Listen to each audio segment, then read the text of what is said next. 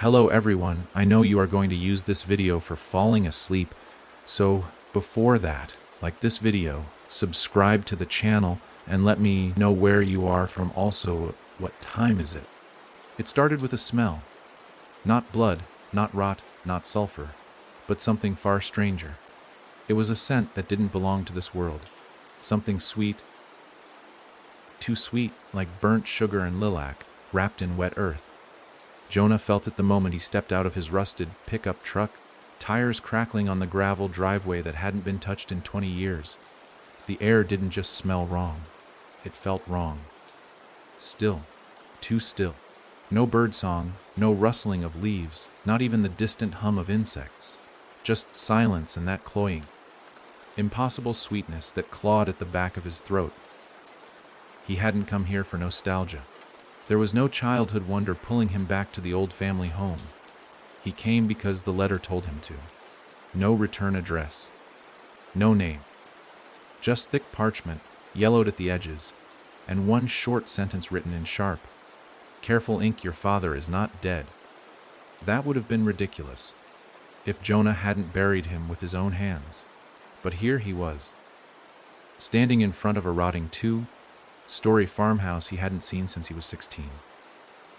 The white paint was peeling in ragged strips, vines choking the porch columns, windows covered in grime, so thick they looked like painted slate. And yet the door was wide open, just enough to see the sliver of darkness inside. That door was always locked. Always. His father had made it clear, never leave it open. Never invite anything in. Jonah should have left. But instead, he stepped forward. With every footfall, the silence deepened, pressing in on him like a closing fist. Gravel crunched beneath his boots, but even that sound felt swallowed. The porch creaked with a familiar groan, like an old friend warning him to turn back. And that smell? God, that smell was stronger here, as if it was leaking from the house itself. He could feel his heart thumping now, not from fear, but from something older. Something colder. He paused at the doorway. The wood was darker than he remembered. Moist. He reached out, pushing the door open fully, and the darkness inside breathed. It wasn't a trick of the mind. The air shifted, rippled, like lungs exhaling from somewhere deep in the bones of the house. The living room stretched out before him, untouched by time and decay. Everything was exactly where it had been 20 years ago. The tattered armchair with the cigarette burns, the shattered grandfather clock leaning in the corner, and the wallpaper, faded red roses over pale green, that always looked like it was dripping when the lights were dim. But there was something new, something impossible. A candle. It flickered on the mantelpiece, burning low, casting long shadows that jittered against the wall. Someone had lit it recently. Jonah's breath caught in his throat. He hadn't told anyone he was coming. Hell, he hadn't even planned it himself until yesterday. So who had been here? He stepped inside, the door swinging closed behind him with a sound too final. The floor groaned beneath his feet, but not in the usual way. It was almost rhythmic, like breathing. The air was heavy, charged with something he couldn't name. Not electricity. Something older. He didn't call out. He didn't want to hear a voice answer. That would make this real. Jonah moved deeper into the house, each room a coffin of memories. The kitchen was untouched, the same rusted sink, the same splintered table, even the same coffee mug his father used every morning, still stained with the remnants of old grounds like it had never been cleaned. There was no dust, no cobwebs, but no signs of life either, except the candle. And then came the whispers. Faint, almost nothing, like someone speaking underwater from the next room. He froze, tilted his head. Nothing. But as he turned to leave, it came again. Louder, closer, still indistinct, still shapeless. Just wrong. He followed it, unwillingly, back toward the hallway that led to the basement stairs. That door, too, was open. Another thing that should never have been open. Jonah stared down the black throat of the stairwell, unsure if the whispers were rising from below or if they were behind him now. Something about the stairs twisted his gut. They seemed steeper than he remembered, almost vertical, like the house had stretched while he was gone. The darkness beyond them didn't feel empty. It felt expectant, watching. He almost turned back, but then he saw it, sitting at the top of the stairs. A shoe, his father's shoe. The same worn-out brown boot he'd seen in the casket. The same boot that was buried with the body. Jonah stepped forward and picked it up. The leather was warm, damp, like someone had just taken it off. The whispers returned, stronger now, urgent. But they weren't coming from below. They were coming from behind him. He turned, and the living room had changed. It was no longer empty. A man stood in the center, facing away. Tall, broad-shouldered, wearing the same gray flannel shirt his father had worn for decades. Jonah's breath caught in his lungs. His mouth went dry. He wanted to say something. Anything. But no sound came out. The figure didn't move, didn't breathe, just stood there. Jonah took a step forward. The floor beneath him groaned. No, moaned. The man's head twitched. Once. Twice. Then it turned. Slowly. Too slowly. And where his father's face should have been was nothing. No eyes. No mouth. Just skin. Pale, veined, stretched tight over bone, and yet he smiled. Somehow it smiled. Jonah stumbled back, the shoe falling from his hands and hitting the floor with a sound like a scream. The figure began to walk toward him, slow, deliberate steps that didn't match the creaking beneath his feet. It wasn't walking. It was gliding. The air grew colder with each step it took, like winter bleeding into summer. And then it stopped, right at the threshold of the hallway. As if something was keeping it back, it tilted its head, listening to something only it could hear. And then it spoke, a voice Jonah hadn't heard in 2 decades. Gravelly. Smoky. His father's voice. "Don't go down there." Jonah blinked. What? The thing didn't repeat itself. Just turned, walking back toward the fireplace. And as it passed the candle, it went out. Darkness swallowed the room. Jonah fumbled for his phone, his hands shaking. No signal. Of course. The clock on the wall had stopped at 3:12. That had been his father's time of death. He remembered because the second the doctor said it, the lights in the hospital hallway flickered and the nurse dropped a tray of syringes.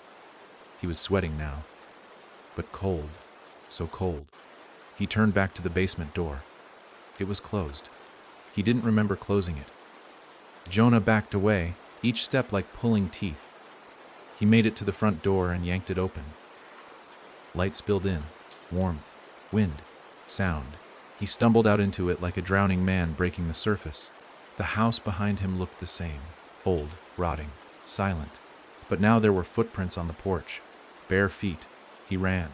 Didn't stop until he reached the truck. Didn't look back. He didn't sleep that night. Couldn't. The smell followed him. That sickly sweet scent, like lilac and sugar and death. It was in his clothes, his hair, his lungs. And just before dawn, when he finally closed his eyes, he heard it. A knock, on his motel door. 3 slow knocks. He didn't answer. But a note slid under the door. 2 words, "He's awake." Jonah didn't know who had written it. But he knew what it meant. The man he'd buried in the ground. The man who raised him, who beat him. Who whispered things to the shadows when he thought no one was listening. He wasn't gone. He never had been. And whatever was inside that house had only just begun to stir. The question wasn't whether Jonah would go back. It was when. Because the house had whispered. And now it was calling him home. The days that followed were heavy with a silence Jonah couldn't shake. Not the peaceful kind that comes with solitude, but the oppressive stillness that creeps into a room right before something terrible happens. He stayed in the motel, living off vending machine snacks and reheated gas station meals, trying to ignore the constant hum of dread that clung to him like a second skin. The smell, that smell, still lingered on his clothes no matter how many times he changed or showered.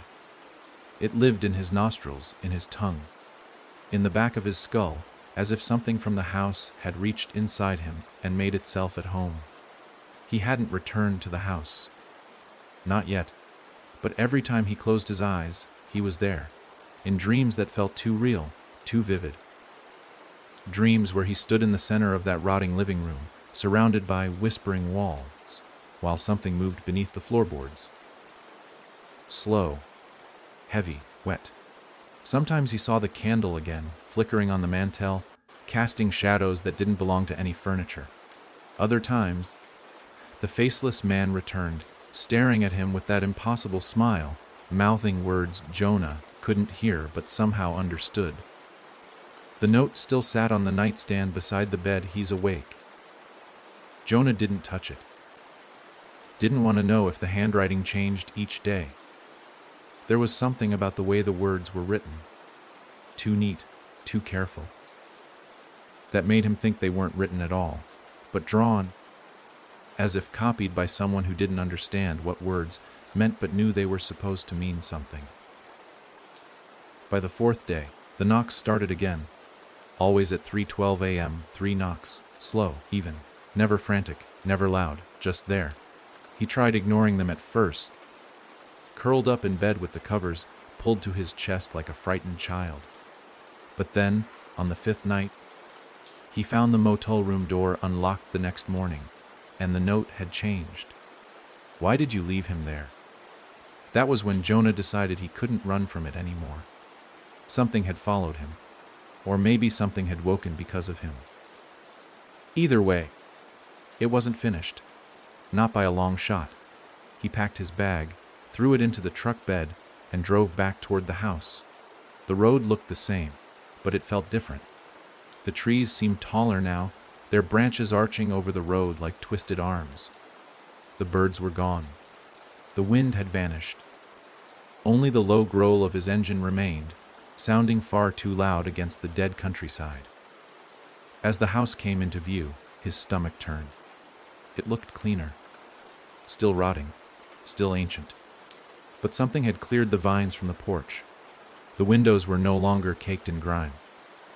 The door stood wide open, welcoming him back with that same unbearable stillness.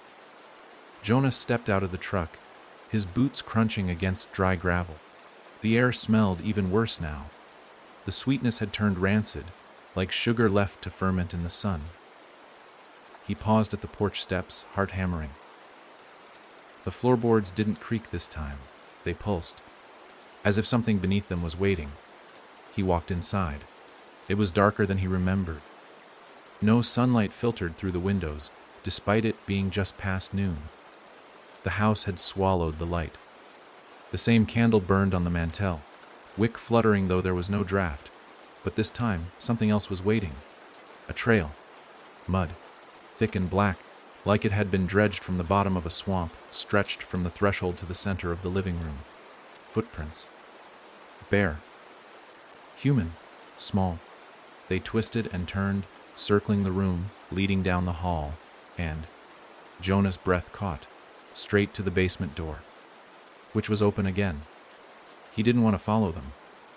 Every cell in his body screamed to run, but something pulled him forward, not like a hand, not like a force, but a memory, a whisper from his childhood he had long buried. If the floor starts talking, cover your ears. His father had said that once. Late one night, his breath heavy with whiskey, eyes wide with something deeper than madness.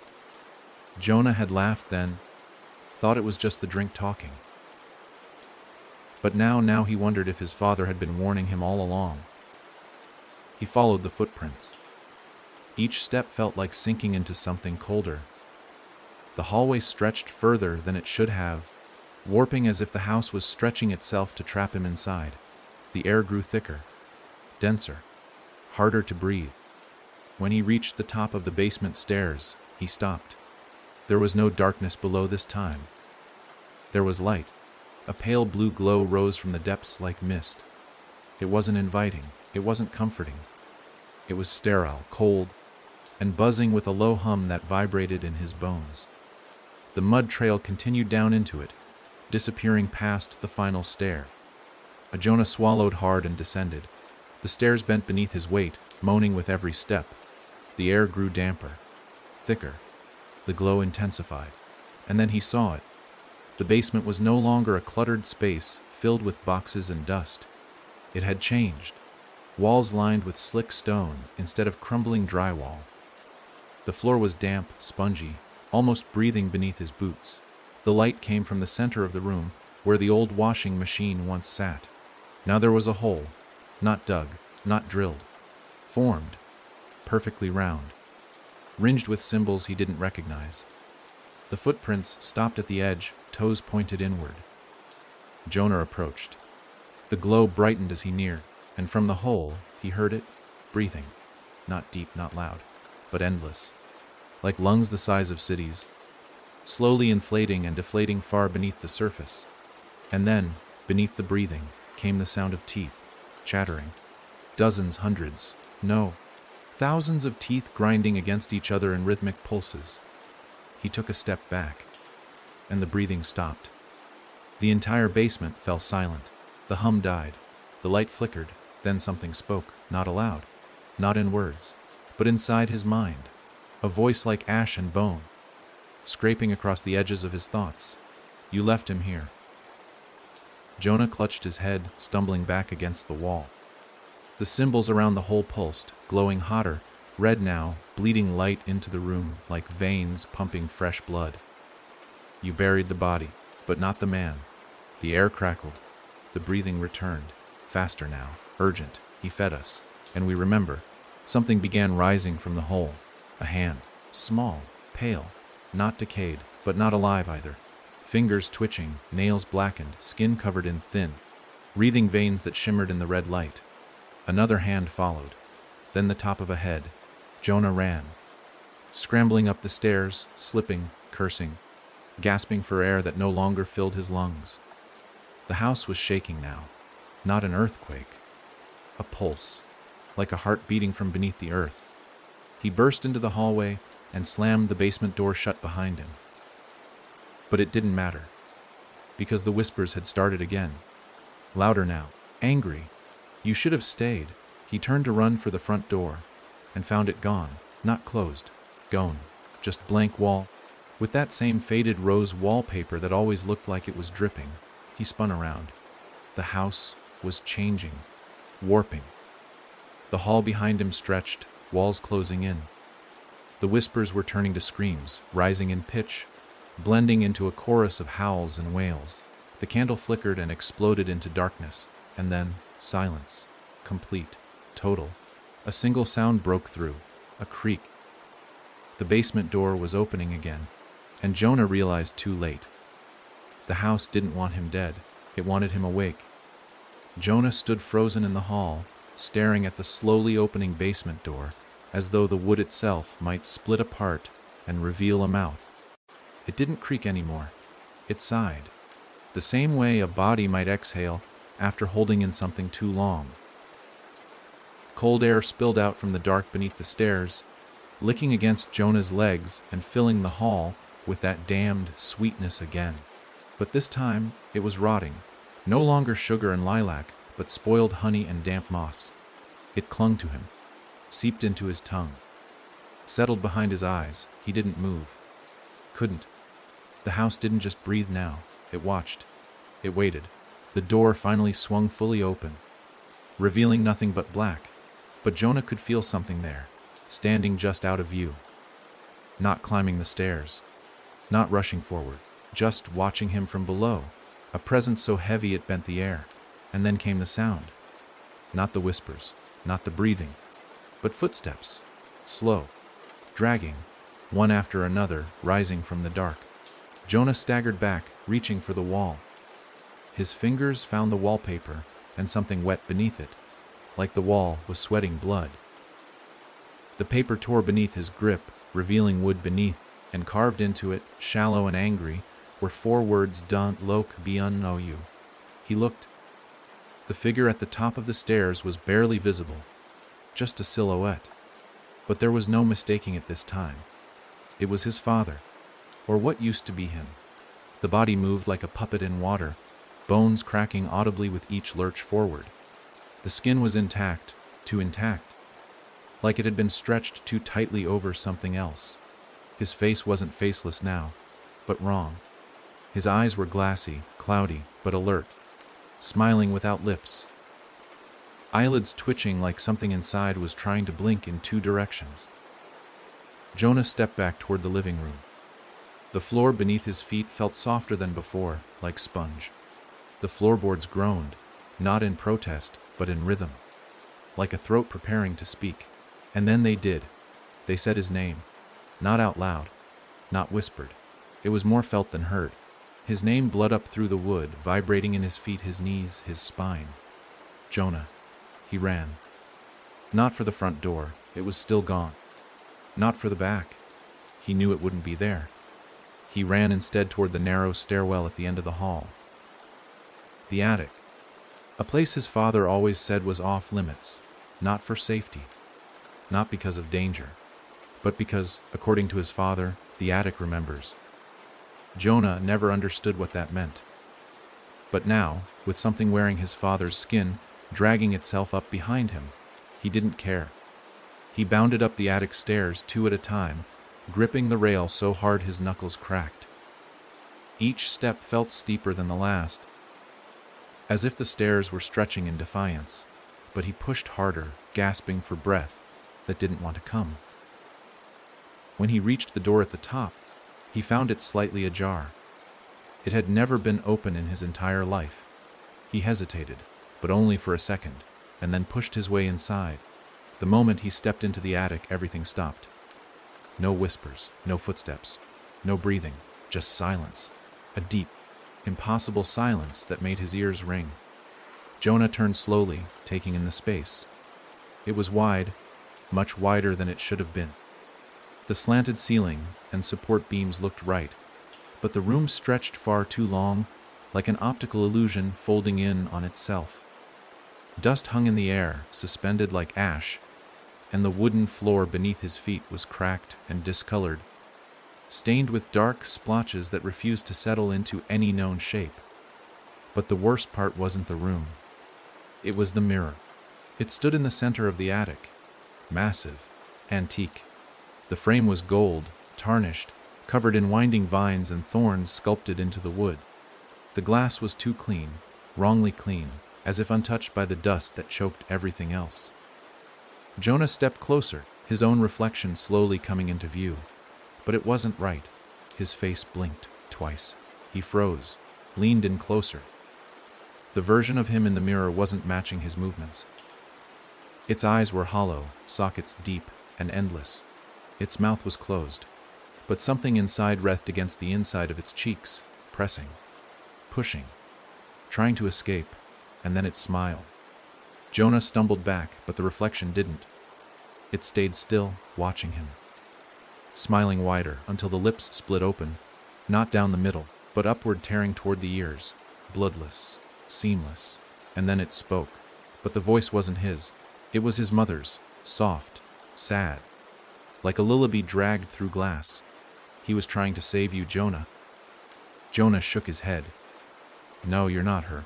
The reflection didn't blink, didn't move, just smiled wider. He fed the house, again and again, until it stopped asking. Jonah staggered away, tripping over an uneven floorboard. His shoulder slammed against a low beam, pain shooting through his arm.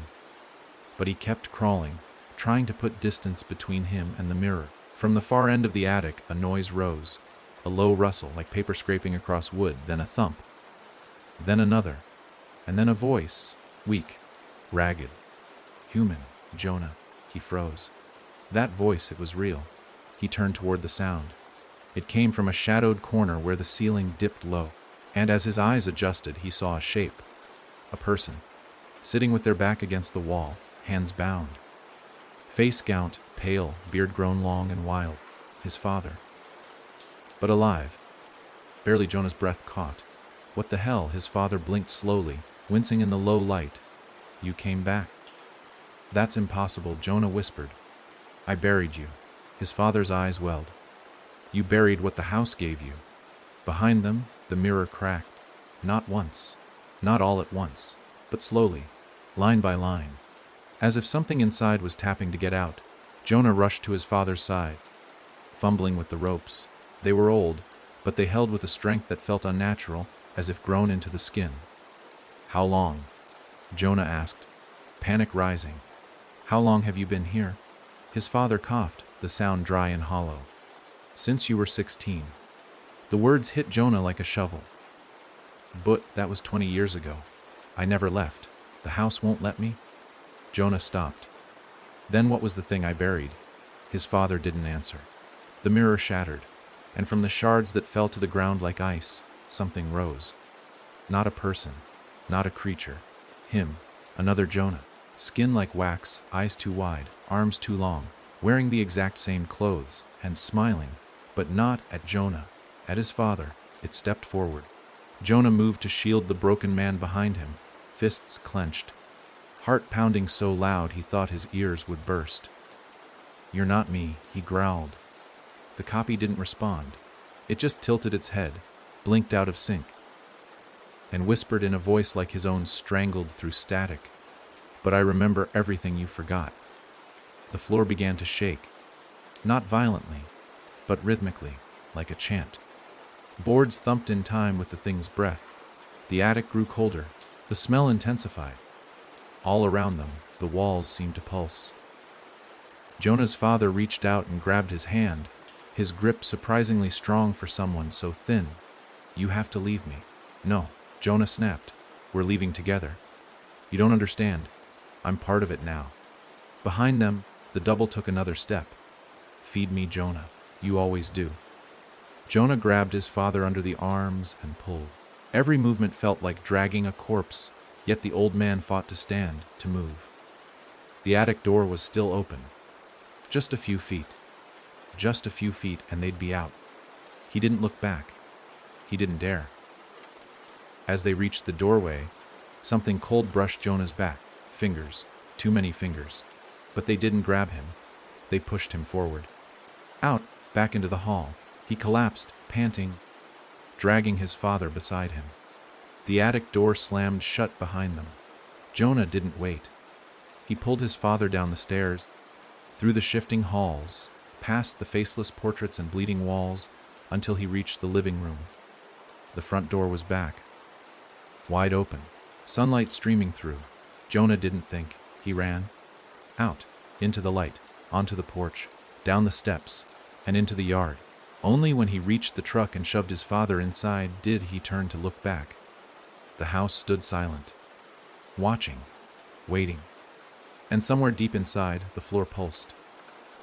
Like a heartbeat, the house remembered him. And it wasn't finished. The road back to town was quiet, too quiet, as if the tires of Jonah's truck didn't touch pavement at all, but glided across some unseen surface between places. The old man sat beside him in the passenger seat, barely conscious, his head bobbing slightly with every bump. Jonah's knuckles whitened against the steering wheel. The sun should have been rising higher, but the sky was stuck in an endless orange hush, like twilight that never tipped into night or day. His father hadn't spoken since they left. Not a word, not even a breath louder than a whisper. He just sat there, staring straight ahead, eyes glassy, lips trembling with unspoken dread. Jonah couldn't stop glancing at the rearview mirror. Not at the road, but at the horizon behind them, where the house once stood. Only it wasn't behind them anymore. It was closer. Not physically, not in the sense of geography, but in the pit of his stomach, in the smell that hadn't left the cabin of the truck. That mixture of old sugar and rotting lilacs, now sour and burning the edges of his throat. It was in the air, in the seats, in the engine hum. He rolled the windows down, gasped fresh air like a drowning man, but it didn't help. The house had come with them. Somehow. He pulled into the empty parking lot of the gas station at the edge of town, the only one still open 24 hours. The neon sign buzzed overhead, flickering just slightly, as if aware of what approached. Jonah jumped out and ran around to his father's door, pulling it open and helping the old man out. His father barely stood upright, legs trembling, skin sallow. Jonah glanced at the attendant behind the counter inside the station. A teenage boy with earbuds in, and a comic book spread across the counter. Oblivious, useless, they got inside the building. The cool air felt wrong, artificial, too clean, like it didn't belong in a world that now smelled like dead flowers and warm meat. Jonah eased his father down onto one of the chairs near the coffee dispensers and crouched in front of him. "Tell me," Jonah hissed. "What is it? What did you feed? What lives in that house?" His father closed his eyes. "It doesn't live in the house." His voice was hoarse, brittle. "It is the house." Jonah's heart dropped. "What do you mean?" His father opened his eyes, and for the first time, Jonah saw what looked like genuine terror swimming in them. It's not a place, not a structure. That house was built on something that was already waiting. It took shape because something beneath it wanted walls, wanted windows, wanted to be invited. Jonah sat back, stunned. So what I saw in the basement, was it waking up? The fluorescent lights above flickered. A low hum built in the silence, and the teenager behind the counter looked up, frowning slightly. The room dimmed just enough to change the shadows, to make them longer than they should have been. Jonah stood, walking to the window. There was no wind, no cars, just silence, and then he saw it. Across the street, tucked behind the line of trees that bordered the edge of town, something shifted. It looked like a house, but not. The outline was crooked, like someone had tried to copy a drawing from memory and gotten every angle just slightly wrong. The windows were tall, too tall, with dark smudges like hands pressed against the glass. The porch slanted down instead of out. The roof curled inward like it was sighing into itself, and despite the distance he could see the candle, flickering, on the porch. Jonah's blood ran cold. It followed us. His father didn't answer, because the walls of the gas station began to whisper. First softly, like someone breathing through a cracked door, then louder, murmurs that filled every aisle. Words he couldn't understand, names he didn't recognize. Screams. Cut off, fragmented, begging for something Jonah couldn't give. The boy behind the counter ripped out his earbuds, looked around wildly. "Hey, do you hear that?" Jonah rushed to him. "Get out, leave, right now." "What? Why? Is this?" The lights went out, pitch black. Then a single sound. Slow, wet, drip, drip from the ceiling. Then, one by one, the emergency lights flicked on, casting the store in red. The boy screamed. Blood dripped from the ceiling vents. Thick, slow. Smelling of that sickly sweetness now turned to rot. Jonah grabbed his father. "We have to go. Now?" But the front door of the gas station wasn't a door anymore. It was a wall.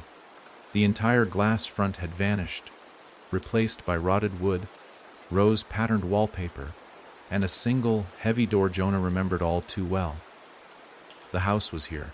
It hadn't followed them. It had replaced the world around them. His father began to shake. "It's hungry again." Jonah spun toward the teenager, who was frozen in place, eyes wide. "Run. There has to be a back exit." Together they sprinted through the aisles, sloshing through puddles of blood now coating the floor. The back room was worse. Walls lined with meat hooks, except no meat hung from them. Just hair, human hair, dangling in long, matted clumps. Jonah wrenched the rear door open and found himself staring into the house's living room. Not a different one. The same. The candle on the mantel flickered. The floor pulsed like breathing lungs beneath soaked boards. Something moved just beneath the surface. They were inside again. It had taken them. They hadn't driven away. They had never left. Jonah backed up slowly, trying to drag his father with him. "It's looping us. It's pulling us deeper." His father coughed.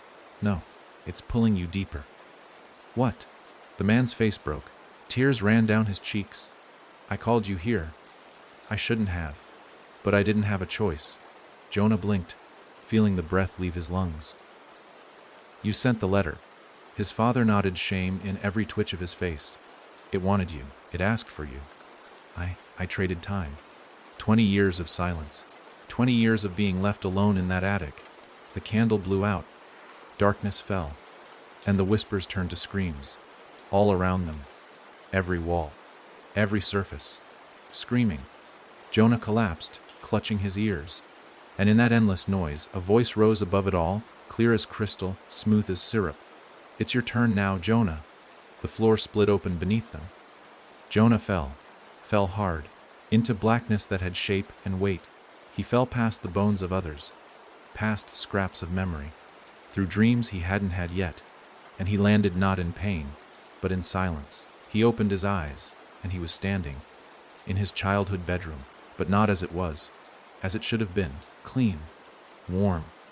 His favorite toys lined the shelves. The window let in perfect morning light, and his mother stood at the door, smiling. "Breakfast is ready, sweetheart," she said. He tried to speak, but his voice wasn't his. It was younger, smaller. He looked down. He was 8 again, trapped in a memory, one he couldn't wake from. The house wasn't following him anymore. It had rewritten him, and in the real world, what was left of it? Jonah's body sat still in the gas station, eyes wide, smiling, while the candle flickered quietly beside him. Jonah blinked once, slowly, but the world didn't change. The sunlight pouring through the window was warm and golden, the kind of light only memory could make. Dust floated in lazy spirals through the beam that stretched across his childhood bedroom. Every detail was perfect, too perfect. The worn baseball glove on the nightstand, the Lego castle half, built on the floor, the faded Dino Planet poster still clinging to the wall with old tape. And in the corner, just beside the open closet door, sat his stuffed bear, Bruiser, staring straight ahead with button eyes that always felt like they saw too much. Jonah felt smaller, not just in size, but in thought. The panic that had been strangling his chest moments ago was gone, replaced with a strange, dull calm. He was 8. He knew he was 8. Somehow, the memories matched the body. He could feel the loss of years in his muscles, his bones, his breath. The house hadn't just pulled him back. It had unwritten him. "Sweetheart," his mother called again, her voice soft and sing-song from the hallway. "Breakfast is getting cold!" It was her voice. Not the twisted version he'd heard in the mirror in the attic. Not the distorted lullaby. This was her. Alive. Gentle. Kind. But Jonah didn't move. He couldn't. Because in that quiet moment he saw it. Something small but wrong.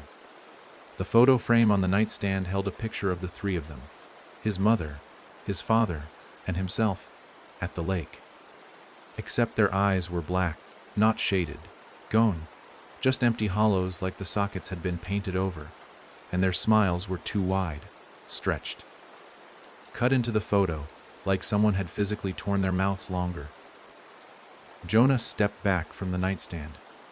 His foot crunched against something. He looked down. Glass. The floor was covered in a thin, sharp layer of broken mirror pieces, every single one reflecting something different. In one shard, he saw his reflection as a man again, face frozen in a silent scream. In another, he saw the gas station boy, mouth open, blood running down his chin. In another, he saw his father, still in the attic, still watching. He stumbled backward into the closet door, and it creaked open. But inside wasn't his closet. It was the basement. The same narrow stairwell, descending into impossible black. The air rushed past him like a breath from below. And then, "Jonah," came the voice again. Closer. From the hallway. His mother. But it wasn't a call. It was a warning. A whisper trembling with urgency. "Don't eat the eggs." Jonah turned, heart racing. The hallway stretched in front of him, longer than it ever had as a boy. His mother stood at the far end, backlit by that glowing orange sun. But her posture was wrong. She was still smiling, frozen, unmoving.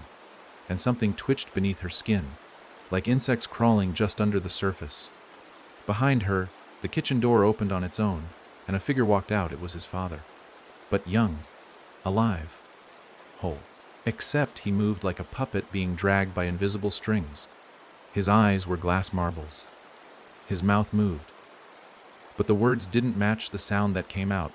"Eat your eggs, Jonah." Jonah turned to run back into his room. But the bedroom was gone. The door now led into the living room. The real living room. The one from the now, not the memory. Water-stained ceiling. Rotting floorboards. That candle. Always burning. Always watching. And on the couch sat someone else. Himself. As a man. Except this Jonah wasn't breathing. He was staring. Blank. Smiling. His head tilted in slow, ticking jerks, matching the second hand of a clock that wasn't there. The boy Jonah took a step forward. The room didn't shift this time. It breathed. Exhaled deeply through the walls. He could feel the house adjusting again, coiling around him, preparing to speak through his bones. The version of himself on the couch opened its mouth. And the voice that came out was that of the thing. "You're not done yet." The house trembled. The floorboards curled like dead leaves. The windows bulged inward, then sighed outward. Jonah tried to scream, but no sound came. His voice didn't belong to him anymore. Then everything collapsed. Not physically, but inwardly.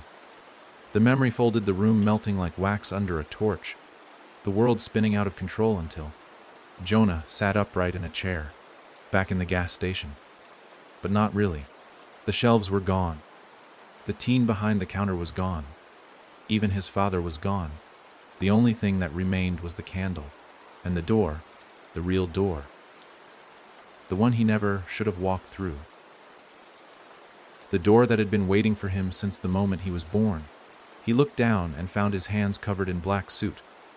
Ash clung to his arms, his chest, his face. The scent was back, overwhelming now. That sugar, lilac rot, thick enough to taste. Something laughed, not nearby, from inside him. A low, echoing laugh, bubbling up from the pit of his own stomach like a parasite waking after a long slumber. Jonah stumbled to his feet. Every part of him wanted to scream. But he didn't. He couldn't. He had to move. Had to act. He grabbed the candle, the only source of light in the now endless dark, and walked toward the door. It opened before he touched it. Behind it, not a hallway, not a stairwell, not a room, but a corridor of versions, thousands of them. Each one, Jonah, different moments, different lives, some older, some younger, some bloodied, some burned, some still screaming. All of them trapped behind invisible walls, banging their fists, begging to be the one that mattered. And ahead, at the end of the corridor, a mirror, massive, shimmering, alive. Jonah stepped forward, candle in hand, heart pounding like a funeral drum. As he moved, the other versions of himself screamed louder, pounding harder, desperate to switch places. He didn't look at them. He couldn't, because he knew. One of them had already replaced him before. Maybe the one on the couch, maybe one from the mirror, maybe one that was still waiting. He reached the end. The mirror stood before him, rippling slightly like liquid glass. His reflection looked back, whole, human, familiar, and then it whispered, just two words, "Pick one." The candle flickered, and all around him the voices of his other selves rose in unison, "Pick one, pick one, pick one, pick one." Jonah stood there, heart screaming, body shaking, because he knew only one version would leave this place. Only one could return. The others would be fed to the house. And something deep beneath the floorboards was very hungry. Jonah didn't move. He couldn't. Not with that mirror standing before him like a gate between lives. The candle in his hand trembled, its flame shrinking into a blue, ghostly flicker. Behind the glass, his reflection stood still, too still. It mimicked his posture, his tilt, his every breath with a precision that wasn't natural. But it wasn't him. Not entirely. Something in the eyes, not sadness, not anger, but hunger. The kind that doesn't come from the stomach. The kind that comes from absence. From something that never existed but believes it should. Behind him, the corridor of versions hissed with need. Their fists pounded the invisible walls, each impact thudding like a heartbeat, faster and faster, drowning out the house's breath. Their mouths moved in unison now, chanting without sound. "Pick one. Jonah looked left. A version of himself missing half its face, skin melted and raw, stared with what was left of its eye. To the right, a version wrapped in barbed wire, twitching every few seconds, blinked once and mouthed please. Farther down, one sobbed against the wall, blood dripping from every orifice. They weren't illusions. They were him. Every path he never took, every mistake that could have been worse, every moment he might have died. The house hadn't conjured these images. It had remembered them. He turned back to the mirror. His reflection smiled now, softly, kindly, and said, his voice warped, as if underwater, "I'm the one who never came back." Jonah blinked. Back from where? The reflection tilted its head. You know where. The candle's flame stretched, flared, then curled backward as if recoiling. Behind the mirror, the surface began to ripple, shimmer, like a pool of water ready to be stepped into. Jonah stepped forward, his reflection mirroring him perfectly. But something was off. As he approached, the reflection's lips began to move faster than his, whispering ahead of him, knowing what he was about to say before he even thought it. And then Jonah realized it wasn't mirroring him anymore. It was leading. He stumbled back. All the versions behind him screamed. The mirror twisted, warped. A second reflection appeared, this one taller. Eyes gone, mouth sewn shut, its hands pressed against the glass from the inside, nails clicking like beetles against the surface. Another version. Another possible self. Then another joined it, and another. The mirror didn't reflect now. It displayed, it offered. And the original reflection, the first one, smiling, perfect, calm, stepped forward and pressed a hand against the glass from the inside. "I remember how to fix it," he said softly. "Let me out." Jonah's heart thundered. Fix what? The reflection's eyes darkened. Everything. It was lying. It had to be. He could feel it. But something beneath his feet moved again. The corridor groaned. The house exhaled with force, rattling the invisible walls around the versions. Some of them collapsed. Some burst into fire. One turned its back and began to scratch something into the wall with its nails. Letters. A message. Dion on tu shas tashi smilin and oni. Jonah took a step back. The reflection's smile widened. I'm the one who remembers. The others, they're broken. Useless. I can put it back. The mirror pulsed once. The glass invited. Jonah was breathing hard now, choking on the syrup-thick air, sweat dripping down his spine. Back where? The reflection lifted one hand, palm up, and on it sat the image of his mother. Not just a picture, her, smiling, alive, whole, standing at the stove with her apron, turning to call him down for breakfast. It was real. Too real. His throat caught. How? She didn't have to die. Not if you pick me. That memory, her lying on the hospital bed, breath shallow, machines screaming, flashed across his mind like lightning. That was real. But if he could change it. His hand reached toward the mirror, then froze. The fire on the candle snapped violently to the side. A gust of wind, cold and sudden, blew across the corridor. The versions screamed, and behind him, he heard something. Footsteps, slow, dragging, familiar. He turned. His father. Not the broken version from the attic. Not the puppet version from the hallway. This one was close. Real. Limping, but standing. Eyes hollow but clear. You can't let him out, the old man rasped. That's not a choice. That's a trap. Jonah hesitated. He says he can fix it. He can, his father said, but not the way you want. He'll fix it by becoming you. He'll live your life. Better. Cleaner. Perfect. But you'll be gone. You'll rot here like the others. He wants out. That's the trade. Jonah turned slowly back to the mirror. The smiling version stepped closer, and behind it, Jonah saw the truth. Something tall. Something thin. Wrapped in a shroud of whispers. A silhouette with a stitched mouth and dozens of hands growing from its sides. Each hand holding a different version of Jonah by the throat, dangling them like broken dolls. The smiling reflection wasn't the threat. It was just the bait. Jonah pulled his hand back. The reflection's smile faltered. You're making a mistake. Jonah shook his head. I already did. Coming here. The mirror rippled violently. The corridor shrieked. The walls began to collapse inward. One by one, the alternate Jonahs began to vanish, yanked backward by invisible hooks, pulled screaming into darkness. The candle went out. Total silence fell. Jonah stood still, heart beating in his ears. And then, click, a door behind him opened. Not a mirror, not a trick, a real door, wooden, with a brass knob. He turned to see his father, breathing heavily, gesturing. Go. But, no time. Jonah ran to the door. The moment he stepped through, the world collapsed. The corridor, the versions, the house, all of it folded inward like paper burning from the edges.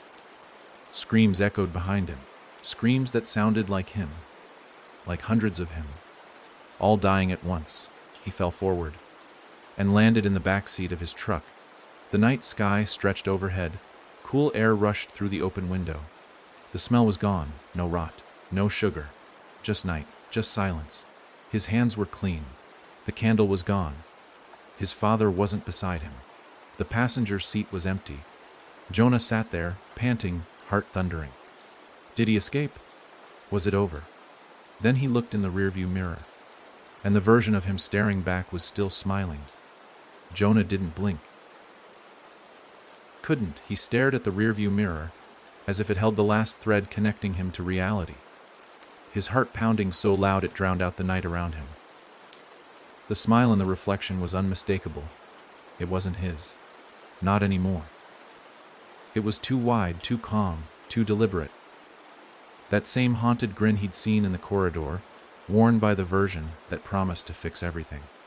The one who tried to crawl out from the mirror. And now, that smile sat quietly in Jonah's reflection, as if waiting for him to notice something had already shifted. He turned slowly toward the passenger seat, half expecting to see the figure seated beside him. But it was empty. Still warm, though. The kind of warmth that doesn't come from a person sitting there recently, but from something that had taken a seat in the fabric of his life. He reached a trembling hand toward the mirror and flipped it upward, removing the reflection. Darkness returned, but the chill in his spine didn't leave. With stiff hands, he started the truck. The engine roared to life with a cough, lights flickering, casting brief shadows across the dashboard. He was parked just outside the gas station. But the building was gone, burned out, blackened. Nothing but a hollowed frame. Where the glass front had once been, there was now scorched earth and ash swirling gently in the wind. No signs of the teen behind the counter. No blood. No door. No candle. Just a smoking skeleton of a place that had been swallowed and spat back out. Jonah pressed the gas, tires crunching over the loose gravel as he pulled back onto the road, headlights carving a path through the dark. He didn't know where he was driving. He didn't care, as long as the house wasn't behind him. But after 3 miles, the road looped. It curved in a slow, unnatural arc, bending back the way he came. Jonah sat up straighter, panic tickling his throat. He didn't remember any loop here. He was sure he'd gone straight. Another mile. The burned husk of the gas station appeared again on the horizon. Exactly as before. No shift in shadows. No change in wind. He circled. Again. The third time, he kept his foot pressed to the floor, the truck shaking as it sped down the cracked pavement. And yet, the gas station returned, identical, as though the world had been printed and set on repeat. Jonah slammed the brakes, skidding the truck sideways on the shoulder. He stumbled out, boots hitting the ground hard. His breath clouded in the air, though it wasn't cold. It was wrong. The kind of wrong you feel in your teeth. He stood on the edge of the road, hands shaking, and screamed. Not in fear. In rage, I said no! I didn't pick him! You got your answer! The world didn't reply. But the rear passenger door of the truck clicked open. Slowly, he turned to look. Nothing inside. He circled the vehicle. Empty. But when he got behind the wheel again, the truck's radio turned on by itself. No music. No static. A voice. Faint. Gravel thick. His father. You brought him back. Jonah punched the dash. I didn't let him out! I chose me! The voice interrupted, more sorrowful now. You hesitated. Jonah sat frozen, remembering. Yes, he had hesitated. Just for a second, he had wanted to believe the smiling version, that it could fix the pain, bring back his mother, undo the rot. That one moment of weakness. Was that all it took? He leaned forward and looked in the mirror again. The smile was gone. But now his reflection was crying. Thick, slow tears, of blood. Jonah flipped the mirror up again. He couldn't look at it. He couldn't bear it.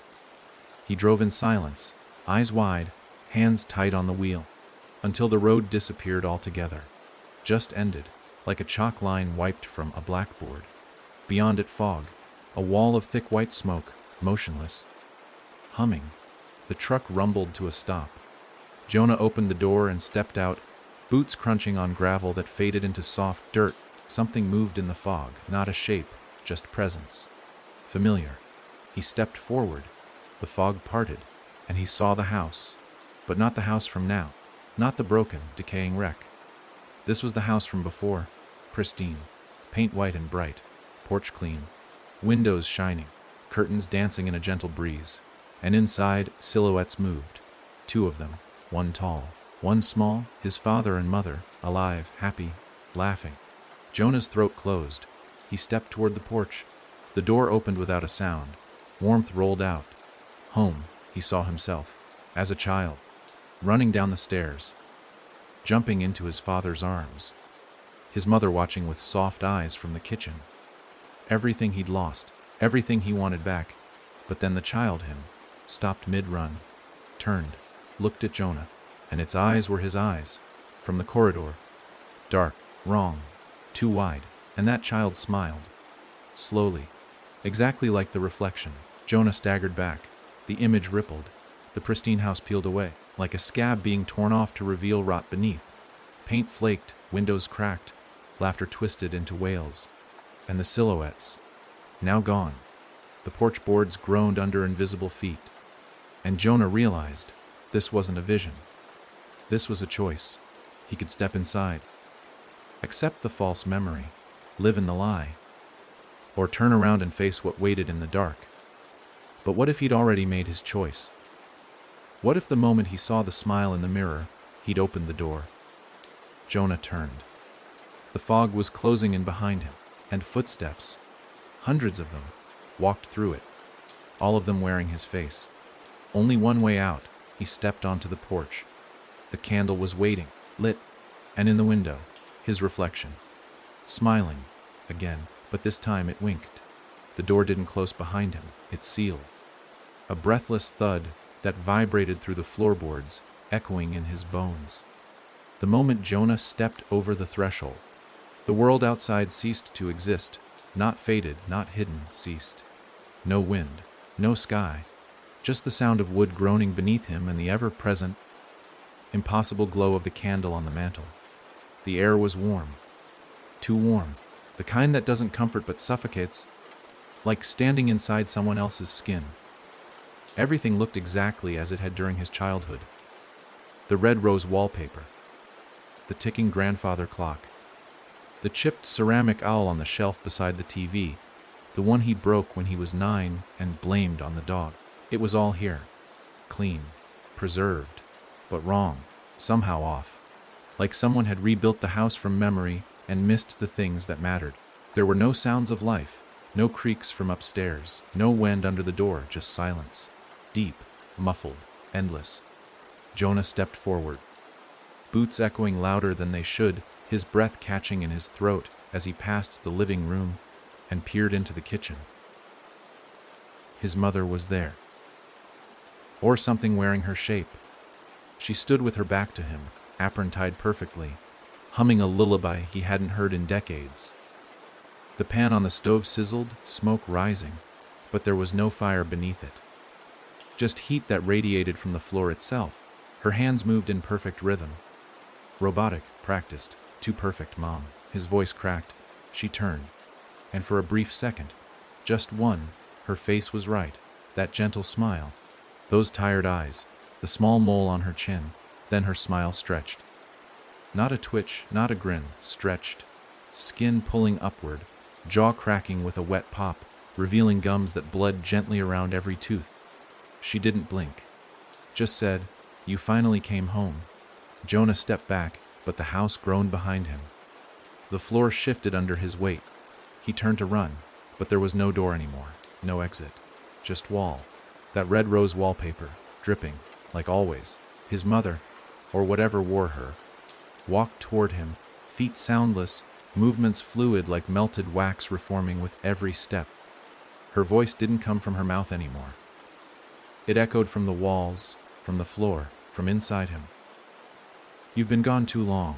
He staggered away, pushing through the hall, up the stairs, desperate for any door, any escape.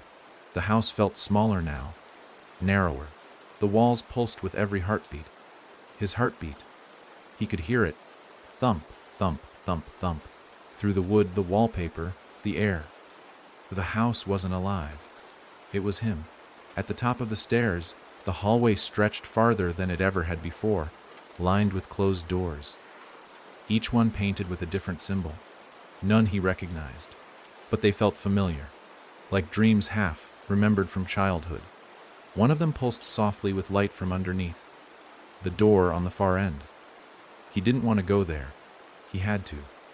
Jonah moved toward it, passing the others, each one whispering as he neared.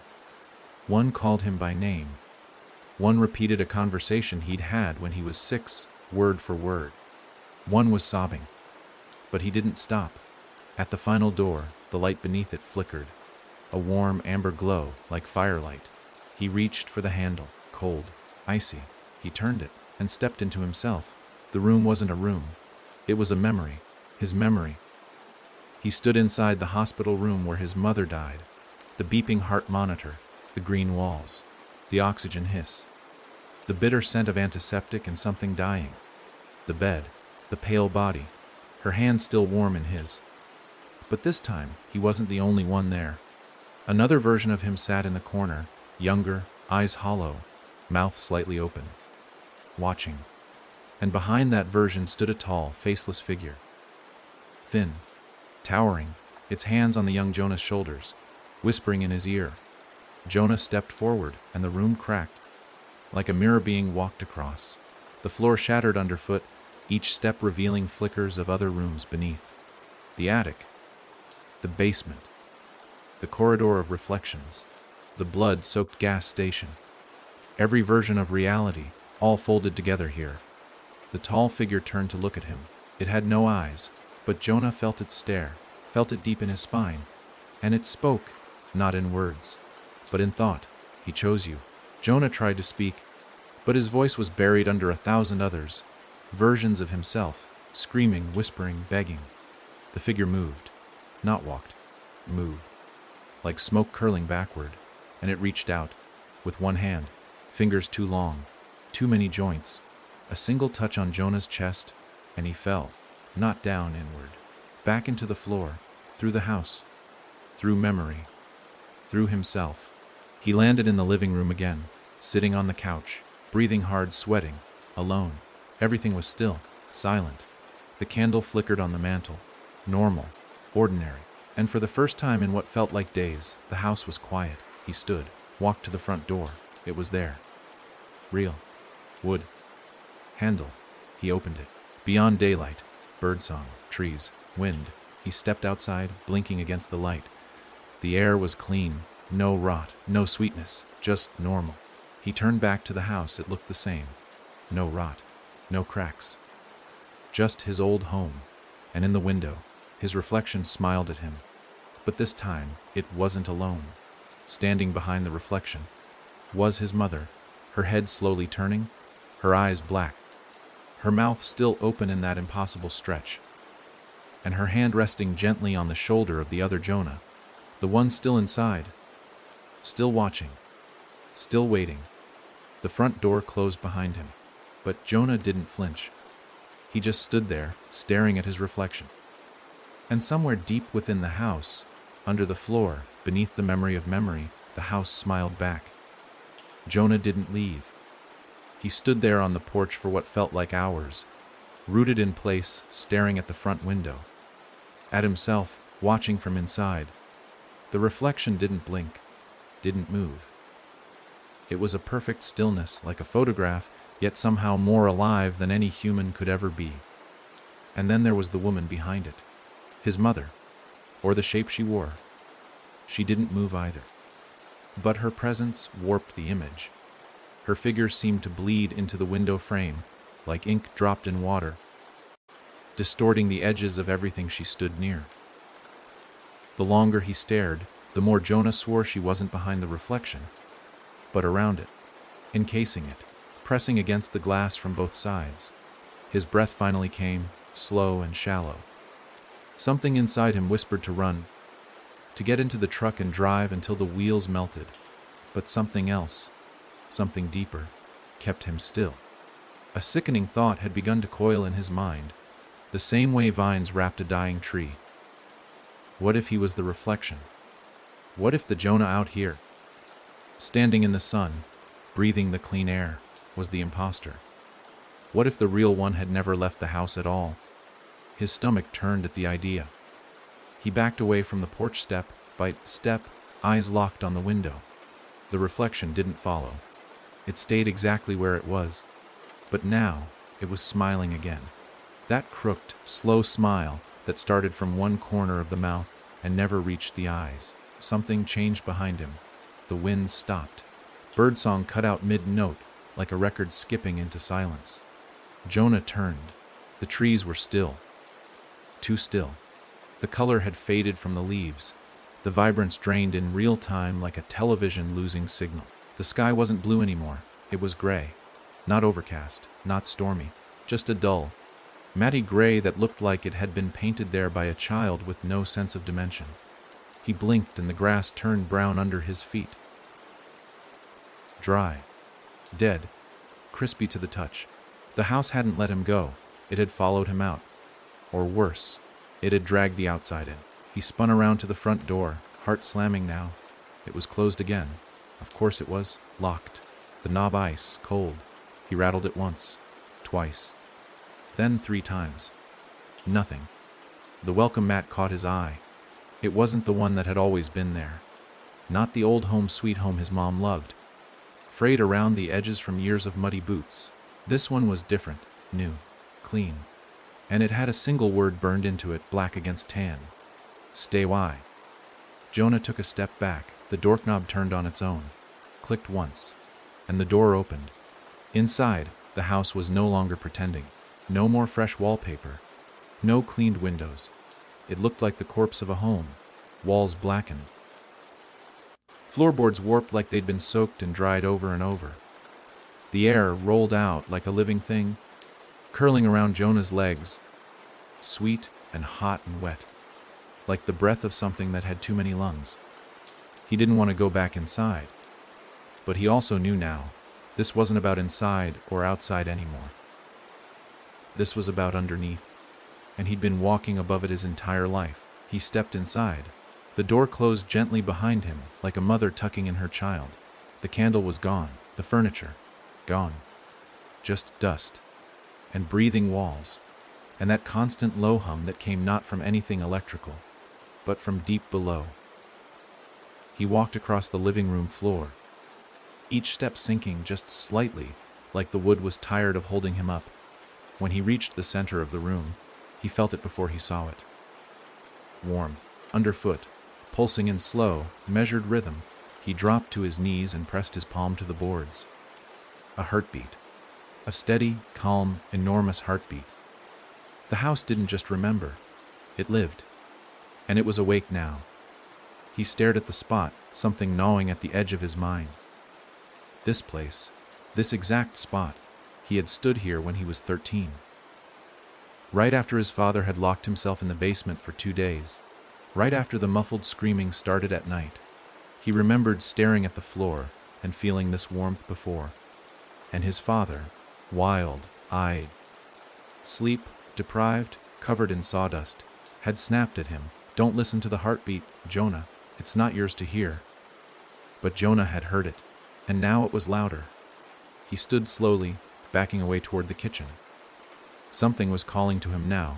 Not a voice, not even words, but a pull, as if the house was guiding him with invisible strings. And the kitchen, it was different too. The walls bulged. The cupboards melted at the edges. The refrigerator buzzed with an unnatural rhythm. And on the kitchen table sat a photo album. He didn't remember seeing it there before. It was open, but not to baby pictures. Not to Christmas mornings or beach vacations. It was open to a page with photos of him sleeping, dozens of them, at different ages. Different beds. Some photos were taken in rooms he didn't recognize. One photo showed him in the back of the truck. From this morning, his skin crawled. He flipped the page. A photo of him standing at the mirror in the corridor of versions. Another, him, smiling through the attic window. Then a final one, him, lying on the floor of the gas station, candle flickering beside his body. Eyes wide, mouth open in mid-scream. But in each photo, every single one, he was never looking at the camera, as if he didn't know they were being taken, as if someone else had taken them. A soft creak came from upstairs. Jonah froze. That creak. That exact sound. That had always come from his parents' room when they thought he was asleep, except they weren't here now. Or if they were, they weren't them. He stepped into the hallway and looked up the staircase. At the top, standing in silhouette, was a shape, human. Still. Watching. Its head tilted slowly, jerking like a glitch. He took a step back, and it took one forward. Each step he retreated, it followed, mirrored, paced, until Jonah broke and ran, not up, not down, to the basement. The one place he swore he'd never return to. The stairs were different. Longer, colder. The air was thick with mildew and the sweet stench of decay and earth. He reached the bottom. The hole in the center was still there. But now, something had climbed out. Claw marks ringed the edges. The dirt around it was wet. And there, in the center of the room, was a door. Wooden, painted red, standing upright with no frame, no walls, just a door. Its brass handle gleamed. On the surface of the door, scratched in ragged handwriting, "Go through or stay forever." Behind him, the sound of footsteps coming down the stairs. Slow. Heavy, he had to choose. Jonah gripped the handle, and as he turned it, he heard the house speak. For the first time. Not through walls, not through whispers, not through reflections, but with a mouth, a real one. Just below the floor, "Welcome home," and the door opened. The red door yawned open into nothingness, not darkness, nothingness. An absence so deep and absolute that even the concept of shadow failed to survive in it. Jonah stood on the threshold, heart pounding like it was trying to escape his chest. Behind him, the footsteps on the basement stairs stopped. Not paused, stopped. As if whoever, or whatever, was descending had reached the bottom, but decided not to announce itself anymore. Jonah didn't turn around. He couldn't. The moment he crossed that line and saw what waited behind him, he knew he'd never make it through the door. He stepped in. At first, there was no sensation. No up, no down, no breath. Just stillness. He couldn't see his hands, couldn't feel his body. It was like being swallowed whole by a silence too old to ever speak again. Then, slowly, the world took shape. Not through light, not through sound, but through feeling, cold, wet, like standing barefoot on ground just after the first snow melts, slick, uneven, alive with tiny shivers. Then came the sound, a drip. 1, 2 pause, then another. It wasn't water. Not quite, it had that rhythm, but the tone was heavier, thicker, like blood. Jonah reached out in the dark, his hand brushing something rough. Fabric. No, skin. It recoiled slightly, not out of fear but like a reflex. A shudder. Jonah pulled his hand back, heart jumping into his throat. And then, slowly, the space lit itself, not with light but with memory. Soft, glowing imprints of the past began to glow around him, like constellations of old sins. Over there, his 7th birthday. The cake with the wrong name spelled on it. His father pretending it didn't matter. To his left, the day he'd hidden in the closet for 6 hours, while his parents screamed downstairs, pretending to be a shadow just to disappear. Every moment of pain, every moment of shame, all here, glowing softly like rotten stars. He turned, and the space followed, unfolding into a wide, endless room. No floor, no ceiling, no walls, just moments. They hovered in the air, suspended like ghosts trapped in bubbles. Some were faint, already fading. Some pulsed brighter, more urgent, more recent. Jonah reached toward one without meaning to, drawn to it like a wound is drawn to the finger. It popped. And he was there, in the attic, as a child, curled into a ball, hands over his ears, listening to the floor whisper his name in the dark. But this time, he wasn't alone. His adult self, his current self, stood in the corner, unseen, watching. And something else stood behind the child, tall and thin, mouth wide, stitched eyes fluttering, whispering something in a voice made entirely of memory. He's always been watching. The moment snapped. Back in the room without walls, Jonah stumbled backward, gasping. The glow dimmed. Another memory pulsed behind him, brighter. He didn't want to touch it, but it opened anyway. No pop this time. Just a pull. Suddenly he was back in the hospital, standing by his mother's bed as the machines beeped their countdown. But this time, he saw what he hadn't before, his reflection in the TV screen across the room. And it was smiling. It had always been smiling, even then. Even before all of this. Had it already begun? Had something planted inside him long before he ever returned to the house? Had he brought it there? Was the house feeding off him, not the other way around? Back in the formless room, something stepped into the space. Not visible, but present. He could feel its weight, its attention, its recognition. The air thickened. Memories twisted around it, drawn to it like moths to flame. The figure began to take shape, not through sight, but pressure. It wore no face, but Jonah knew it. It had always been with him. In his breath, in his dreams, in the cracks of the house he never noticed. It was not a ghost, not a demon. It was home. The truest version of it. The shape beneath the floorboards, the thing between walls. The presence behind every mirror. And it finally spoke, not through voice, not through thought, but through understanding. You were made for me. Jonah backed away. The figure stepped closer. His own memories swirled tighter around them both now, forming a storm of past mistakes, regrets, choices, spinning like water down a drain. Each one touched Jonah as they passed, cold, stinging reminders of everything he had tried to bury. The lie he told his dying mother. The friend he left behind in the woods. The time he stood by as his father broke down, pretending he didn't hear. The present stepped fully into view, and it wore his face. Not the smiling one, not the reflection. This one looked tired, sad, like him, but older, hollowed out. This Jonah had no candle, no voice, just eyes filled with all the things he had refused to face. And when it opened its mouth, it didn't speak. It screamed. Not in sound, but in memory. The room shattered. He fell. This time into water, freezing, endless. He tried to swim, tried to scream, but the water pulled him down. And then, he surfaced, gasping, on the floor of the living room, the real one, or close enough. The house was quiet again, too quiet. But it felt different. Less like it was watching, more like it was waiting. He looked at his hands, still shaking, still his, but etched into the skin of his palms, thin, pink scars, words. On the left you left, on the right now stay. He turned toward the mirror over the fireplace. No reflection, just glass. And a single message scrawled in the condensation, as if someone had breathed against it from the other side. Next time, choose faster. And below that, barely visible, the floor is hungry again. The house was quiet. Not peaceful, never peaceful, but the kind of quiet that suggests everything around you is holding its breath. Jonah remained on the floor, chest rising and falling like he'd just come up from drowning.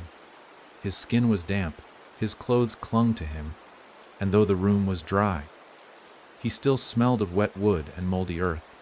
The last thing he remembered was falling into water, but there was no sign of it now. No puddle. No damp footprints. Only him. And those pink scars burned into his palms. You left. Now stay. He closed his fists around the words, as if doing so might erase them, crush them, send them back into the dark place they came from. But the letters pulsed faintly under his skin, like something alive had been stitched there and was still breathing with him. The fireplace in front of him remained cold, empty.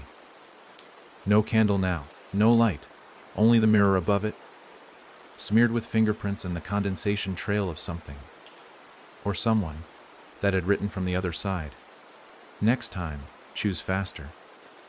Jonah didn't know what the next time would be. But the floor under him throbbed once. A subtle twitch, like a heart murmuring in its sleep. The ceiling creaked, his head snapped up, a crack had formed directly above him. Thin, barely visible. But it ran from the far corner to the center of the ceiling, and as he stared, he could swear it moved. Slowly. Splintering out like veins through plaster. A single flake of ceiling paint drifted down and landed softly on the carpet beside his hand. It was bleeding, not paint, blood. He scrambled to his feet, breath caught in his throat. Another drop fell, and another, each one slower than the last. Deliberate, falling straight down as if pulled by something that knew exactly where he stood. He stepped back, inching toward the doorway. But the house shifted again, subtle but impossible to ignore. The walls leaned, not toward him, but toward the center of the room, like everything was bending inward, collapsing quietly into a center point that hadn't yet been defined. The crack above widened. With a soft pop, a tooth fell from it, a human molar. It bounced once on the floor, then settled in a blood stain like it belonged there. Jonah ran. He didn't even know where he was going. The hallway, the attic, the door that never truly led outside. None of it mattered. His boots pounded against the floor, each step met with a soft groan from the wood beneath, as if the house was sighing, enjoying the panic. The hallway was longer again, endless. The doors along it hummed, and the one at the far end, the one that had glowed before, was wide open now. Jonah didn't trust it, but the sound behind him made the decision for him.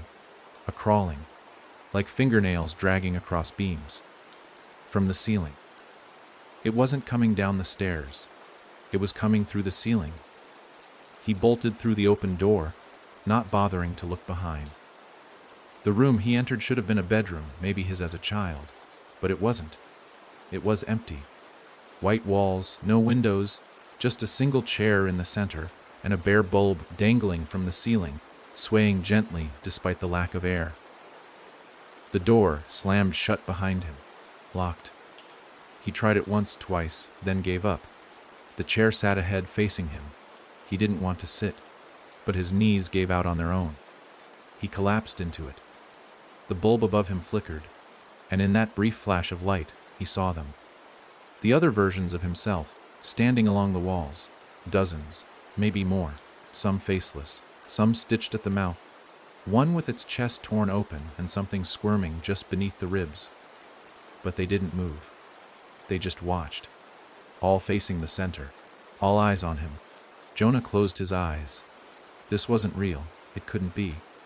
He whispered it to himself, a mantra, a prayer. It's not real. It's not real. It's not real. But the bulb above him pulsed again, and a voice echoed through the room. You made it real. The reflection version stepped forward, the same one from the mirror, the smiling one. The one who knew just the right words to say to almost get out. You hesitated, it said, circling Jonah. That's all it takes. A pause, a breath too long, and now the house is part of you. Jonah stood, fists clenched. I never let you in. But you did, the thing smiled wider, because you wanted what I offered. Just for a second. It leaned close, and whispered, You still do. Jonah swung. His fist passed through the figure like smoke, and the other versions around the room all exhaled together. A long, breathless moan. The bulb overhead burst, and in the dark, Jonah felt every one of them take a step closer. Then another, closer. No footsteps, just presence. The air grew thick, wet. Jonah turned, reaching for the door, but his hands touched skin. The door wasn't a door anymore. It was flesh, veined, pulsing. He pulled his hand back, and it came away stained with something black and cold. The reflection version laughed, its voice now echoing from everywhere at once. You thought the house was a place. A pause. But it's you. And then the walls folded inward. The ceiling cracked wide open. The other versions rushed forward. Jonah screamed, and everything went black. Silence. Then a heartbeat, not his. Stronger, slower, hungrier. And when he opened his eyes, he was back in the chair. But now, he wasn't in the room. He was in the attic, surrounded by mirrors, all of them showing different versions of him, all of them smiling. And at the center, a new mirror, one that didn't reflect anything, just showed the door. Waiting, still red, still open, still hungry, and above him, on the ceiling beams, something crawled just out of view, dragging its fingers across the wood, whispering in a voice that wasn't his father's, but remembered how he used to speak. Come back down. It's your turn to feed the floor. Jonah sat still in the attic chair, surrounded by mirrors that refused to lie. Each one held a version of him that wasn't quite right. Faces stretched too long, arms twitching with unnatural rhythm, pupils dilated to pinpricks or blown wide open like black holes that swallowed everything. They all smiled, every last one, teeth too perfect, like the house had shaped them in its own image. He felt the attic shifting under him again, wood groaning like ribs adjusting around a deep breath, the beams above creaking with something that moved but refused to be seen. And that door, that damn red door, still stood in the mirror at the center, pulsing slightly like a wound that hadn't healed. He wanted to look away, to focus on something solid, something human, but the door in the reflection seemed to pull at him, the way a flame draws in dry leaves. There was no logic anymore, no way to reason his way out. Jonah had seen too much, broken too many rules, cracked too many versions of reality open. The house wasn't punishing him, it was showing him. What? He didn't know yet. But it felt like every step he took wasn't movement. It was permission. Every room he entered gave it more of him, like peeling away layers until the center was bare and soft, and ready to be rewritten. Above him, the scratching started again, the same rhythm, a slow, deliberate crawl, something with nails. Something that knew exactly where each beam was, and how to move across them without falling. Jonah craned his neck, eyes scanning the rafters, but again, it was just out of view, always just out of view. But the sound was there, louder now, more urgent. A dragging, a clacking. It wasn't crawling toward him, it was circling. He stood from the chair, the legs scraping against the floor with a low screech that seemed to echo longer than it should have. His reflection did the same across the mirrors, all versions standing in unison like a ritual had begun, and he was the last to join.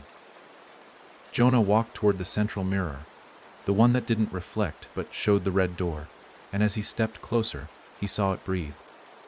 Just once, a long inhale, and as it did, the mirrors around him fogged from the inside out like a cold exhale. Then, from behind him, a voice whispered, not from the beams, not from the walls, but from his own throat. If you open it, you stay. If you close it, someone else takes your place. He spun around, clutching his throat, but the words had already passed.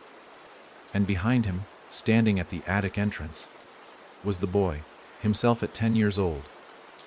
Dressed in the same dirty hoodie, jeans torn at the knee, barefoot and smiling with those dull, black eyes.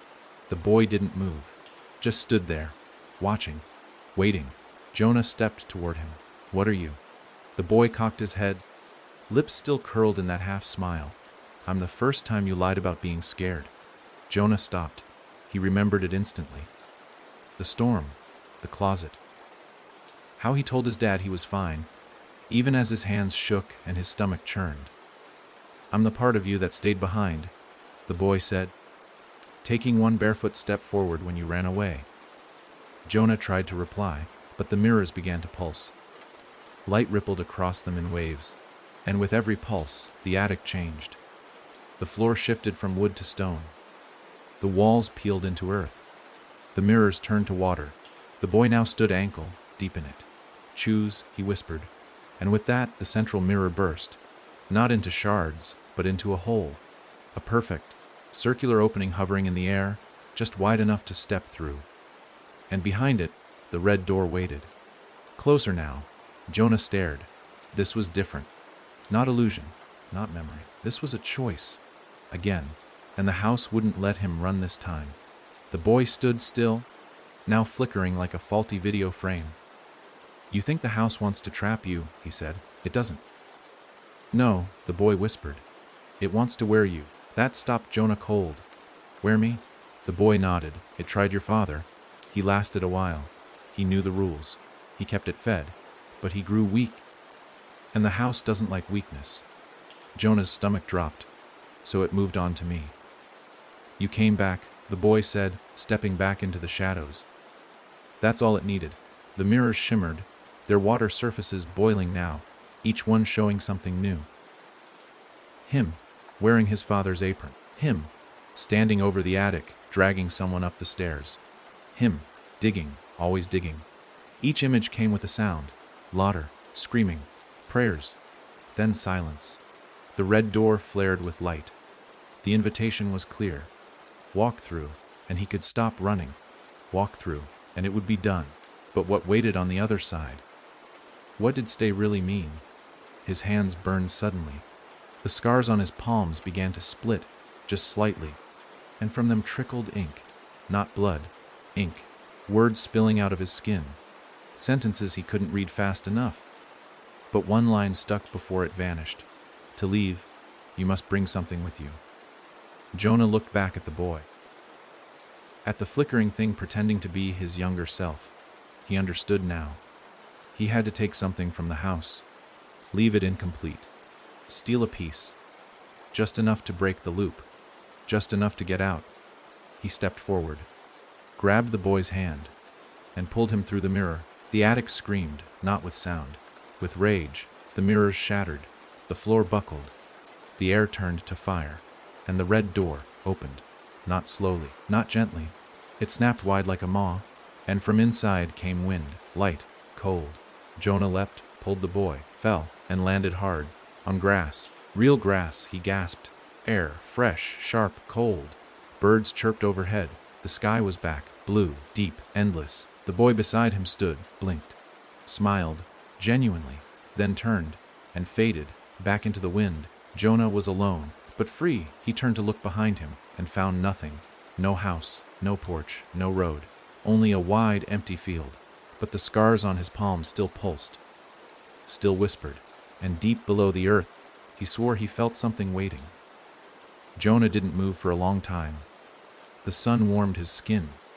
The wind brushed against his arms like a mother's hand smoothing down a child's fevered hair. Everything felt real now, tangible. The air tasted clean, like cold rain on gravel. He could hear the buzz of distant cicadas, the soft whistle of leaves high above. But even in that stillness, something inside him didn't settle. Something coiled in his chest refused to believe it. Not fully. He looked down at his hands. The scars were still there. Faint now, pinkish lines like old burns, but unmistakably carved into the center of each palm. He rubbed them together absent-mindedly, half expecting ink to spill out again, but nothing came. The words were gone. But the memory remained. The attic. The mirrors. The boy. The door that breathed like a mouth just before it spoke your name. Jonah stood slowly, bones creaking like old wood. The field stretched endlessly in every direction. No sign of roads, houses, or even fences. Just wind, bent grass, and a crooked line of trees in the distance, black against the horizon.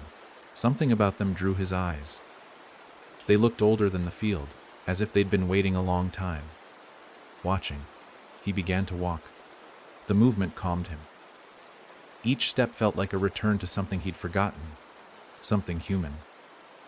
He tried to convince himself the house was gone, that he'd broken its rules, cracked its ritual, and slipped through the seams before it could stop him. But he didn't believe it. Not entirely. The boy he'd pulled through, the part of himself he'd stolen back, had vanished the second they crossed into this place. Maybe that was the price. Maybe that boy had never been meant to leave. Or maybe he had simply become Jonah again, folded into the skin of the man who had once left him behind. The trees drew closer. He could see now that they weren't part of a forest. Just a ring, a perfect circle of blackened oaks, scorched and leafless, stretching around a patch of earth that didn't match the rest of the field. Darker, wetter, as if something had bled into it long ago and never dried. He stepped into the ring. Immediately the world changed. The wind stopped. The sky dimmed. Sound curled inward, swallowed. The silence pressed against his ears like deep ocean pressure. Jonah looked around. At first, he saw nothing. Then, roots, not growing, moving. The ground inside the circle pulsed, very faintly, like breath beneath skin. Thin, sinewy roots wreathed just under the soil, slithering in slow, serpentine patterns. Not random, searching, they moved toward him like worms drawn to warmth. Jonah stepped back instinctively, but stopped himself. If this place meant something, he had to see it through. The roots brushed against his boots. One slid over the scar on his left palm, and froze.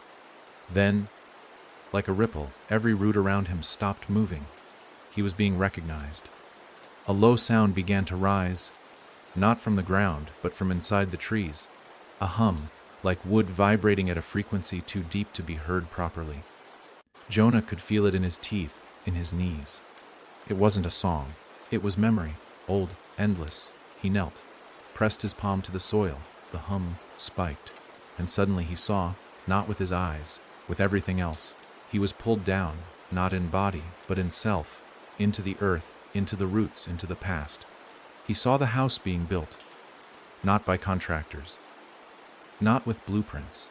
It had grown from this spot, the first boards laid by people with empty eyes and silent mouths. People who didn't speak, because the house told them not to. Each nail hammered with blood on the tip. Each beam lifted in the dark. No lamps, no sunlight, only direction.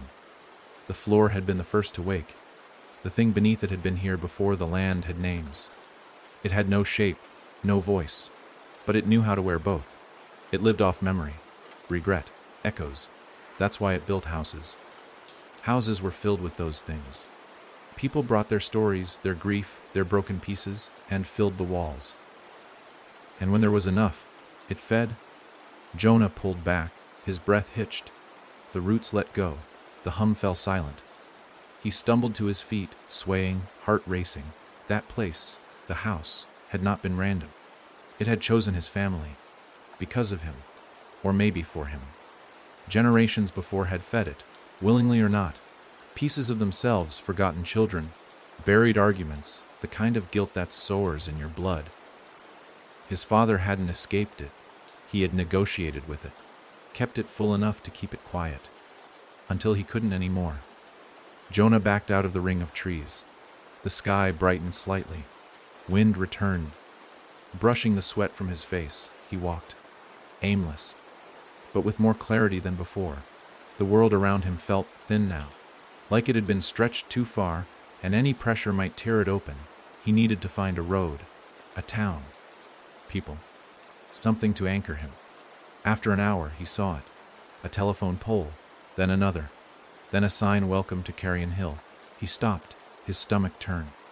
Carrion Hill wasn't a place he remembered, but it felt familiar. He stepped closer to the sign. It was wooden, painted in white, chipped along the edges, and carved into the lower corner, in the same jagged, childlike handwriting he'd seen in the attic, were the words he brought it with him. Jonah looked up. The town ahead was quiet, too quiet, not abandoned, just waiting, and deep in the distance, barely visible over the trees, a chimney, a slanted roof, smoke rising in a thin, steady line. Another house. No, the house. Jonah's heart went cold. He hadn't escaped. He had carried it, like a disease, like a root, bound parasite growing in the space between thought and skin. It had worn his memory like a disguise. And now, it had planted itself again. Here, waiting for someone to step inside. Jonah turned his scarred palms toward the sky. The wind whispered through the trees behind him. But this time, he didn't run. Jonah stepped across the Carrion-Hilltown line like he was walking into the mouth of something half asleep and waiting for its name to be called. The moment he passed the cracked sign, the air shifted, just slightly, but enough to notice. The temperature dropped, not suddenly, not enough to draw breath in fog, but that faint chill that rides along the base of the spine, the type of cold that doesn't touch skin. It settles inside your ribs, the kind you carry. The road was old, half-paved, gravel sprouting through the asphalt like bone breaking through skin. The houses he passed were too still. Mailboxes upright but empty, windows clear but blank, not boarded, not broken, just watched. Jonah couldn't see any people, no dogs barking, no cars idling, but there were signs of life. A swing rocking lazily in the wind, a curtain shifting in a second-floor window, a hose coiled neatly beside a garden with nothing in it. The town wasn't dead, but it had stopped showing itself. He didn't call out. He didn't want to hear what might answer. The closer he got to the house, the one with the crooked roof and smoke rising like a held breath, the tighter the streets became. Like the town had built itself around it, bending and folding in unnatural ways to accommodate something that didn't belong. The road twisted once, hard left with no warning, then narrowed into a one-lane street lined with trees that hadn't shed their leaves despite the season. Brown, brittle, and unmoving, the trees leaned in, arching above him, forming a canopy that blotted out the sky. And then he saw it, the house. The exact same house. Not similar, not close. The same peeling paint, same porch with the broken step, same faded rose wallpaper visible through the front window, same candle burning, impossibly, on the mantel. As though someone had picked it up from where it had been and placed it here, in the middle of Carrion Hill, like a chess piece reset on the board. Jonah stopped at the gate. It wasn't rusted, not locked. It even creaked the same way when he pushed it open, like the metal was sighing a familiar tune. The path to the porch was short, lined with dead grass and blackened roots that curled out from beneath the soil, reaching for sunlight that would never come. He climbed the steps one by one. The wood groaned under his weight, not in protest, but in recognition. The door was closed, but it breathed. He could see it. The faint expansion and contraction of the wood, almost imperceptible, like the house was inhaling, counting down the seconds until it let him in. He raised his hand, hesitated, then knocked once, twice, 3 times. The door opened. No click. No handle turn. It just gave, like it had always been waiting for the right pattern of knuckles to tap the correct rhythm. Inside, it was exactly as it had been. Down to the scuff marks on the floorboards and the crack in the kitchen tile shaped like a lightning bolt. But everything was cleaner, sharper, like the house was presenting its best version. No rot, no mold, no flickering shadows. Not yet. Jonah stepped inside. The warmth wrapped around him again. That too, sweet smell of lilac and sugar returned, subtle at first, then thicker, coating the back of his throat. It was like the air had memory. Like it remembered how it had felt clinging to his skin. The door closed behind him with a soft click. Not a trap, an embrace. He moved through the rooms slowly. The living room, the kitchen, the hall with the attic stairs and the door to the basement still closed. Every step felt like sinking, not into water, but into belonging. And that was the part that scared him the most, because it felt good, familiar, safe. The longer he walked the house, the more Jonah understood. It didn't need to trick him anymore. Not with illusions. Not with false versions of his past. It had become the thing he couldn't run from home. He entered his childhood bedroom and found the bed made, his favorite blanket folded neatly at the foot, On the desk sat a drawing he didn't remember making, but it was unmistakably his.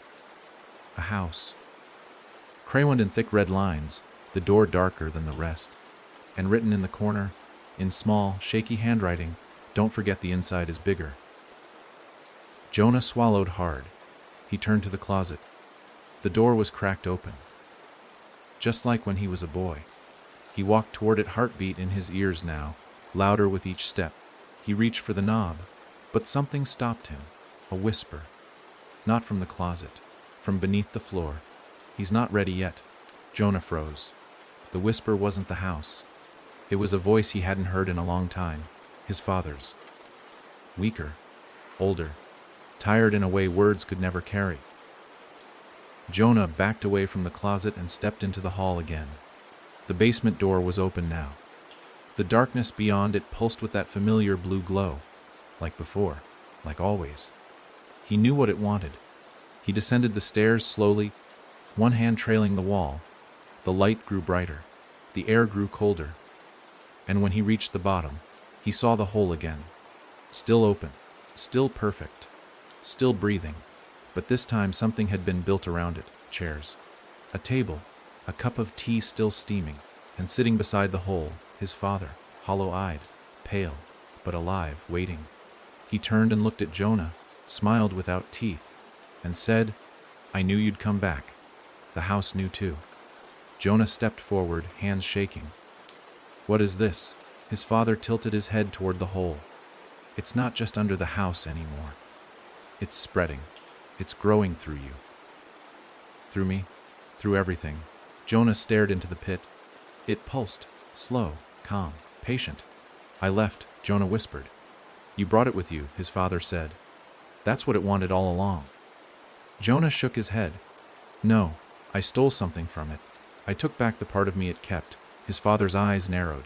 "No, Jonah, that part was never yours to begin with." Silence. Just the heartbeat beneath the dirt, and the sound of the house settling around them, like roots tightening beneath a town that had already forgotten its name. Jonah didn't sit. He stood at the bottom of the basement stairs, frozen between instinct and obligation, staring at the man who claimed to be his father.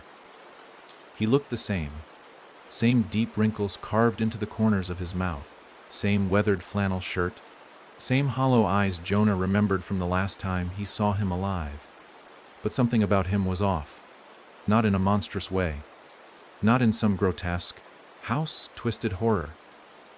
No, what made it worse was how normal he looked, how untouched. Like the house had preserved him, not corrupted him. "Sit," his father said softly, gesturing to the second chair beside the table. "You look like hell." Jonah's legs refused to move, even as his body screamed to run. But run where? The house had followed him, had grown. It was in the walls of this town now, in its air, in his blood. Even if he left again, he'd only be dragging it farther, carving deeper veins into the land for it to spread through. "I'm not here for tea," he said finally, his voice dry as dust. "No one ever is," his father replied, pouring a second cup anyway. The liquid was black and still. Steam curled upward in thin, slow trails, like it was reluctant to leave the cup. "But we drink it just the same." The pulse of the floor beneath the table continued, slow and heavy.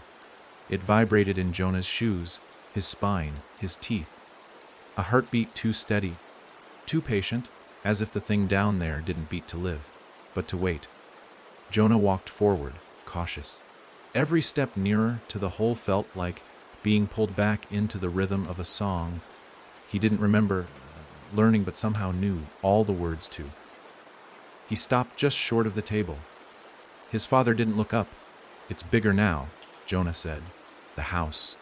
It always grows when it's loved," his father replied, "and when it's feared. So it feeds on both." His father finally met his eyes. "It feeds on presence. And you, Jonah, you never really left." Jonah stared at him, mouth dry. "I burned the house down. I escaped. I saw the world outside." His father leaned back, chuckling once. A soft, brittle sound. "You think it burns. You think wood and fire matter to it. That was never the house, son. That was just one of the doors. Jonah clenched his fists, the scars on his palms stinging like they were fresh again. "I pulled the boy out," he said. "I brought him with me. A part of me it kept." His father's face darkened. "You brought a door with you." The words hit like stone. Not a memory, not a piece of you. A door, a new one. That's what it wanted. A new way to enter somewhere else. And you, he paused, tapping a finger gently on the table. "You were the vessel." Jonah swayed. "No," he whispered. "I stopped it. I closed it." His father's voice was barely audible now. "You opened it again the moment you brought your fear through." The house doesn't need a structure. It only needs someone who remembers it vividly enough to carry the scent, the sound, the weight. Jonah stumbled back, knocking into the edge of the table. The tea in the cups didn't ripple, not even a tremble. The steam kept curling upward, hypnotic and steady. "I didn't ask for this," Jonah said. "I didn't want any of this. But you came back. I was dragged back." "No," his father said, voice suddenly sharper. "You answered. The difference matters." Jonah stared down at the hole. It no longer looked like just a void in the basement floor. There was depth now, texture, stone etched with symbols that moved like breathing runes. The pulse had shifted, too, slower, deeper.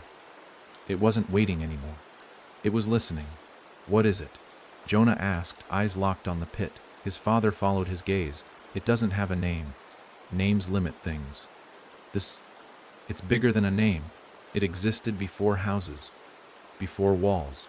It used to live in caves, in trees, in stories whispered over fire. But now it prefers homes. They're cleaner, more personal. They hold more flavor." Jonah stepped closer to the edge. The warmth coming up from below wasn't comforting. It was warm. That heavy, suffocating kind of heat that clings to skin and seeps into your mouth and eyes. It smelled like memory, like forgotten birthdays and dead pets and things you didn't know you still remembered. He looked down. Far below, something moved. Not a shape, just displacement, like thick liquid being stirred. "You kept it fed?" Jonah asked. "For years." "How? Dreams? Guilt?" "Things I should have said to your mother, but didn't. Things I said to you that I never meant." Jonah's breath hitched. "I didn't want to come back." His father turned his face away. "Then why are you still here?" The question sank deep into his stomach. He didn't know. Was it guilt? Curiosity? Was it just the pull of a life never fully lived? Jonah looked around the basement. The walls were twitching now, like they were breathing through thin lungs. Roots hung like veins from the ceiling, and at the edge of the room, near the stairs, something watched from the dark. Not seen, but known. "I can't stay," Jonah said. "If I stay, it spreads. It already has. Then I'll burn it again." His father stood, but he didn't approach. "There's nothing left to burn. You brought the fire with you. It lives in your head now, in your hands. You think you're here to stop it. You're here to complete it?" "No." "Yes," his father said, eyes heavy with something between sorrow and relief. "You were always the end of this story, Jonah. You just never saw the beginning." Jonah's knees gave out. He collapsed beside the hole, hands brushing the edge of the stone rim. His fingers sunk into dirt that pulsed with heat. From below, something rose. Not quickly, not violently, just inevitably, like breath drawn through lungs ready to speak. He looked up. His father was gone. The table was gone. The basement was gone. Just him. And the heartbeat. And then, finally, a voice, soft, low, right in his ear. "Say it." Jonah's lips trembled. "What?" "The name you buried." And in that moment, the scars on his palms burned again. But this time, they opened, and the ink began to pour out once more. Only now, it wasn't words, it was letters, spelling something ancient and real. Jonah opened his mouth, and the house leaned in to listen. Jonah didn't mean to speak it. The name that slipped past his lips wasn't something he'd remembered. It was something he'd released. It came out slow at first, cracked and broken like bone dragged over stone, the syllables ancient and jagged, splitting the air like rusted teeth. He felt it vibrate through the basement, through the pit, through the dirt beneath his knees. And though the name itself was spoken only once, its echo never stopped. The walls groaned in response, not from strain, but from recognition. The house knew what had been said. It had waited for it. The sound of the name didn't fade like a normal word. It lingered, curving into every corner of the space, like smoke that wanted to stay. Jonah's breath caught in his throat, a sharp panic rising up like water too quickly swallowed. He staggered back from the hole, his hands stained black where the ink had poured from his palms. It had dried thick and sticky like tar, and it stank of soil that had never seen sun. A deep breath came from the pit, not his, not human. The kind of breath that implies a throat larger than a room and lungs older than memory. The kind of breath that comes before speaking. Jonah's vision swam. The basement twisted, not tilted or spun, but shifted, like the house itself had taken a step closer. His surroundings rippled the staircase behind him, pulsed with shadow. The walls bled wallpaper patterns that hadn't been there moments before, and the root-veined ceiling exhaled dust like it had just woken up after a long, dreamless sleep. "You shouldn't have said it," a voice whispered behind him. Jonah turned fast, fists up, but there was no one there. Just that voice, like breath on his neck. "It has a name now." It hissed again, more pleased than angry. He tried to speak, to ask what exactly he had named, but his jaw wouldn't move. Not locked, just frozen. As though the house had taken command of even that. And he realized then that it wasn't his mouth that had spoken the name. It was something through him, something that had waited until his body was tired enough, weak enough, open enough to become a conduit. The house didn't need to trap him. It needed to speak through him. And now it had. The pit pulsed again, stronger this time. A wind blew up from within it, cold and dry, like the breath of something that had never been alive, but knew how to pretend. Jonah's hair whipped back. The lights in the basement blew out, one by one, soft pops in the dark. And then a shape began to rise.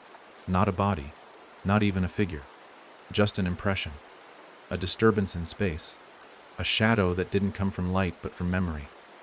He backed up slowly, feet sliding against the gritty floor, every instinct in him screaming to run. But where? The stairs had vanished. The door was gone. There were no more exits, just the basement, the pit, the thing rising, and the name that now lived in him. He turned to run anyway, because the body always runs, even when the mind knows better. But something caught him. Not physically, just felt like it. His legs stopped responding. His breath seized. And a voice, deeper than before, deeper than thought, rumbled up from the hole Jonah. It spoke his name not with familiarity, but with ownership. The same way a collector might whisper about a prize. He screamed, louder than he had in years, and that scream shook the walls. Cracks splintered out across the basement floor, spreading from the pit in frantic spider, leg patterns. One crack split beneath him, and he fell. Just slightly, just enough to drop to his knees again, hands slamming down to catch himself. The ink on his palms had hardened now, forming symbols, not just letters, marks. Old, raw markings that twisted and blinked as though they hated being looked at. His skin pulsed around them, veins rising like roots under the surface. He could feel something inside him now, something moving just beneath the top layer of flesh, coiled and waiting. The house was no longer watching him. It was inside him. "Jonah," the voice said again, now echoing not just through the basement, but through his bones. He gritted his teeth and shook his head. "You can't have me." A low chuckle answered, "We already do." And the voice wasn't alone anymore. Others joined it, soft, distant, almost loving. His mother's, his brother's, even his own voice, childlike, pleading. Each of them repeating his name like a lullaby that had been corrupted and warped through centuries of rot. He tried to stand. The ground buckled. Hands, not his, rose from the cracks in the floor. They weren't attached to anything, just pale, root-veined hands crawling upward, grasping the air, seeking purchase. One brushed his ankle, and he recoiled. Another gripped his wrist and held tight. The fingers were cold, slimy, familiar. He looked down and saw his father's hand, but the eyes in the palm were new, blinking, watching. Jonah screamed again and yanked himself free. He crawled toward the nearest wall, fingers scrabbling at the surface, trying to find a seam, a crack, anything he could use to escape. But the wall breathed and exhaled dust in his face. He gasped, and suddenly everything froze. A sound above him, light footsteps, not heavy like his father's, not crawling like the things in the walls. These were careful, barefoot, the attic. Someone was walking through the attic. A child. Jonah looked up. Dust drifted down in tiny spirals. And then he heard humming. A song. Soft, old, too old. He knew that melody. It was the one his mother used to hum before she got sick. Before she disappeared. Before they told him she'd walked out into the woods and never came back. "No," Jonah whispered. "That's not possible." But the humming continued. Closer now, from the ceiling above, and the voice joined it. She never left Jonah. She just walked further in than you ever dared. He slammed his fist into the wall. It didn't budge. Then again, and again, until his knuckles bled. The humming stopped. Footsteps above. A single board creaked. Then, a voice. Her voice. "Come upstairs, baby. I need help finding my way back down." Jonah collapsed. The house had broken him once, and now it was rebuilding him, piece by piece, memory by memory, until the only thing left would be a hollow named Jonah, filled with everything the house had ever loved and ever wanted to keep. And from deep inside him, the name he spoke still echoed, looping infinitely within his ribs, carving roots through every part of who he once was. Jonah sat slumped against the breathing wall, the faint rise and fall behind his back sensing with his own trembling ribs. His fists ached, torn open from punching stone. Or was it wood?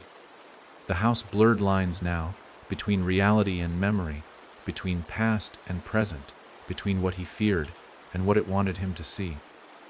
The inked symbols on his palms pulsed with a dull heat, still flickering faintly like they were waiting for someone else to read them aloud. And all the while, above his head, the attic floor creaked beneath footsteps that shouldn't exist. The humming had stopped. But somehow that was worse. The silence left room for imagination, and Jonah's mind had too much to fill in the gaps. His mother's voice echoed like a skipped heartbeat. "Come upstairs, baby. I need help finding my way back down." It wasn't a plea. It was a trap dressed like a lullaby. But what terrified him most wasn't that it sounded like her. It was that it sounded exactly like her. He hadn't heard her voice since he was 10, and yet the moment it reached his ears, his body reacted with an aching familiarity that made him feel like a child again, like he'd never left, never grown, never run. The basement held its breath with him. The pit had fallen silent. The crawling hands had sunk back beneath the cracks. Whatever ritual the house had begun, it had paused, waiting, as if what came next was the real test.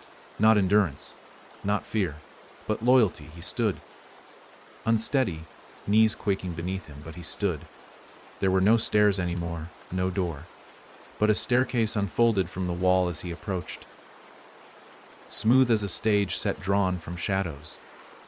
It extended upward, creaking with each second, until it touched a ceiling that hadn't been there before. The house was changing again. No, reacting to him, to his choice. He glanced behind him one last time. The basement floor had closed completely, sealed tight, hiding the pit like it had never existed. But he could still feel it below. Always waiting, he climbed the stairs. Each step sounded wrong, too hollow, too slow, like the house was controlling his pace, measuring each second like it mattered. He reached the first floor again, but it was different. The hallway was longer. Too long. The wallpaper peeled in symmetrical curls, as though it had been arranged that way. Family photos lined the wall. Photos that should have been burned, lost, impossible. But there they were. His mother, smiling wide in a kitchen that hadn't existed since before the fire. His father, younger, holding a newborn Jonah swaddled in blue. And then, a photo he didn't remember being taken at all, Jonah at age 6, sitting at the kitchen table, drawing a house with a crayon, and behind him, blurry and half out of frame, stood a shadow with fingers too long and no face at all. He kept walking. The floor grew darker beneath his feet. Not the wood, his vision. It dimmed the closer he got to the attic stairs, as though the house was dimming the lights inside his mind, preparing him. When he reached the attic door, it was already open. The same red door, always the same. Breathing, waiting. Inside, the attic was bathed in that cold blue light again. Mirrors lined every wall, but they were different now. No longer showing distorted versions of him, but other rooms, other places. One mirror reflected a hospital hallway, empty and blood-slicked. Another showed a dense forest under a pitch black sky, with dozens of hanging wind chimes made from teeth. A third displayed a small, empty bedroom, the one from his childhood, but the bed was full. Someone lay beneath the blanket, unmoving. The red door stood in the center, pulsing faintly, and in front of it stood her. His mother. She didn't turn, didn't speak, just stood barefoot on the attic floor, her dress fluttering slightly as if caught in a wind that wasn't there. "Mom," Jonah croaked. She turned, slowly, and the thing wearing her face smiled. It was almost perfect. The same eyes, the same lips, but it was missing something, something human. There was no fatigue behind her gaze, no history. Just a performance played well enough to fool anyone who hadn't known her. But Jonah had known her, and this was a puppet with 2 perfect strings. "You came," she whispered, holding out her hand. Jonah didn't move. "You shouldn't be here," he said. "You died." She tilted her head. "Did I?" The mirrors behind her rippled, and then changed, all of them. Now they showed her, dying in a dozen different ways, hanging, drowning, burning, screaming in a hospital bed, choking on her own teeth, each mirror a different ending, each one true in its own way. Jonah staggered back, shaking his head. No, that's not. None of that happened. But it could have," she said softly. "It still can. You only have to choose which one you want to remember." He turned his head, eyes burning. "You're not her." She smiled again, wider now. "Neither are you." The attic pulsed once, hard, and the red door split down the center. Light spilled out, but not the cold blue from before.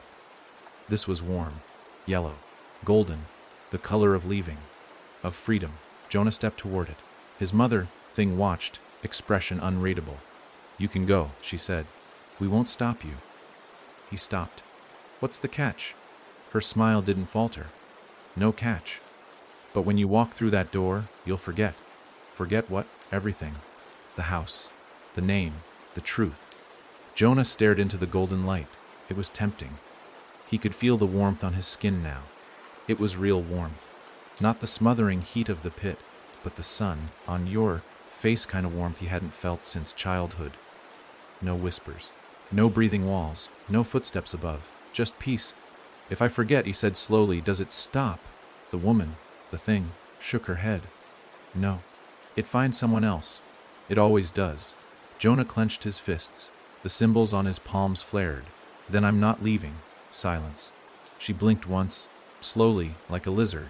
"Then we begin again." And the mirrors shattered, all at once. Glass flying, cutting, slicing across the attic like a hailstorm of broken memories. Jonah fell to the floor, arms raised to shield his face, and in the chaos, the golden door snapped shut, the warmth vanished, and the red door pulsed again. Now darker, angrier, alive, and the attic was no longer an attic. It was a womb, walls wet and breathing, floor pulsing like flesh. The woman was gone, and from the center of the room, where the door once stood, a voice rose, not whispering, singing. A nursery rhyme Jonah had forgotten decades ago. "There's a house that lives in dreams, built from dust and silent screams." And the walls began to close, not cave in, fold. Like pages in a book written in blood, Jonah stood, braced himself, and whispered to the house you wanted me. Now deal with me. And somewhere beneath his feet, the pit opened again. And this time, he jumped in willingly. Jonah didn't land. At least, not in the way that made sense. One moment his body was surrendering to gravity, arms spread, breath held, eyes burning from attic dust and phantom light, and the next there was no falling, just a sensation of being pulled. As though every inch of him was being unraveled in different directions, not violently, but with care. A gentle deconstruction, like a child pulling apart their favorite toy, not out of malice, but out of the desperate need to see what lived inside. And what lived inside Jonah was not empty. The world around him unfolded like ink dropped into water. Black tendrils swirling into shape, forming not land or sky, but ideas, fragments, the bones of moments never fully born. He didn't see the bottom, there was no floor, but there was a sense of direction. Down was memory, up was oblivion, and he was hovering somewhere in between, suspended by whatever version of gravity the house decided to mimic down here. It wasn't the basement anymore. It wasn't the attic. It wasn't even the house in the way he had understood it. He was inside the name now. The name he had spoken. The one that didn't belong to any language, but had lived in his blood for decades. The name that had shaped the house, carved the pit, whistled through floorboards like breath from a mouth with no teeth. The name that had never needed to be taught, only remembered, and now it remembered him. Shapes loomed in the dark, not objects, not people, concepts, half-seen moments trailing whispers behind them, like echoes clinging to smoke. One figure drifted past Jonah's shoulder. It looked like a door made of mirrors, but every pane showed a different Jonah. One laughing as a child, one screaming in the attic, one older, grayer, sitting at a table drinking black tea, eyes hollow as the pit. The mirrored Jonah closest to him turned and mouthed something.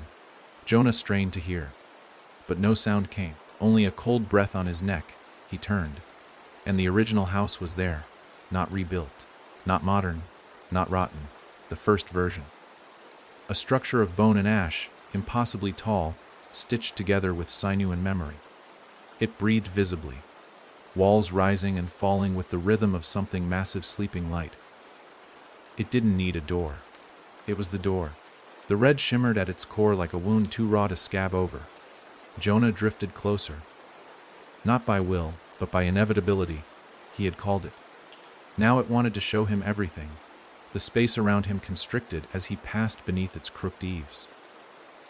The air changed, smelled like wet soil and iron, like rain falling on forgotten tombstones. Inside, the rooms bent in impossible directions, some too long, others stacked on top of each other, one built upside down, furniture nailed to the ceiling as if gravity had simply changed its mind. In one room, a family sat at dinner. None of them had eyes. Their sockets wept ink. Still, they smiled at Jonah as he passed. In another, a child sat in the center of a pentagram drawn in crayons, humming the same rhyme he'd heard in the attic. Her mouth opened, but her voice came from under the floorboards. In the last room, Jonah saw himself. Old, alone, writing in a journal, whispering the name over and over. "So it won't forget me," the elder Jonah muttered, not looking up. "So it never lets me go." Jonah backed away. The house moaned, not in pain, in joy. It loved when its guests understood. He was pulled deeper, through walls that shifted like skin, into a chamber shaped like a heart. It beat slowly. The walls glistened. Not wood anymore, not plaster, flesh.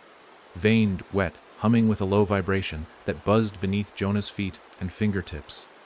In the center of the room stood a pedestal made of black bone, and atop it, a candle. His candle. The same one that had burned in the living room. That had marked his room. That had been there when he first arrived. Still lit. Still weeping wax like tears that would never cool. Next to it, a book.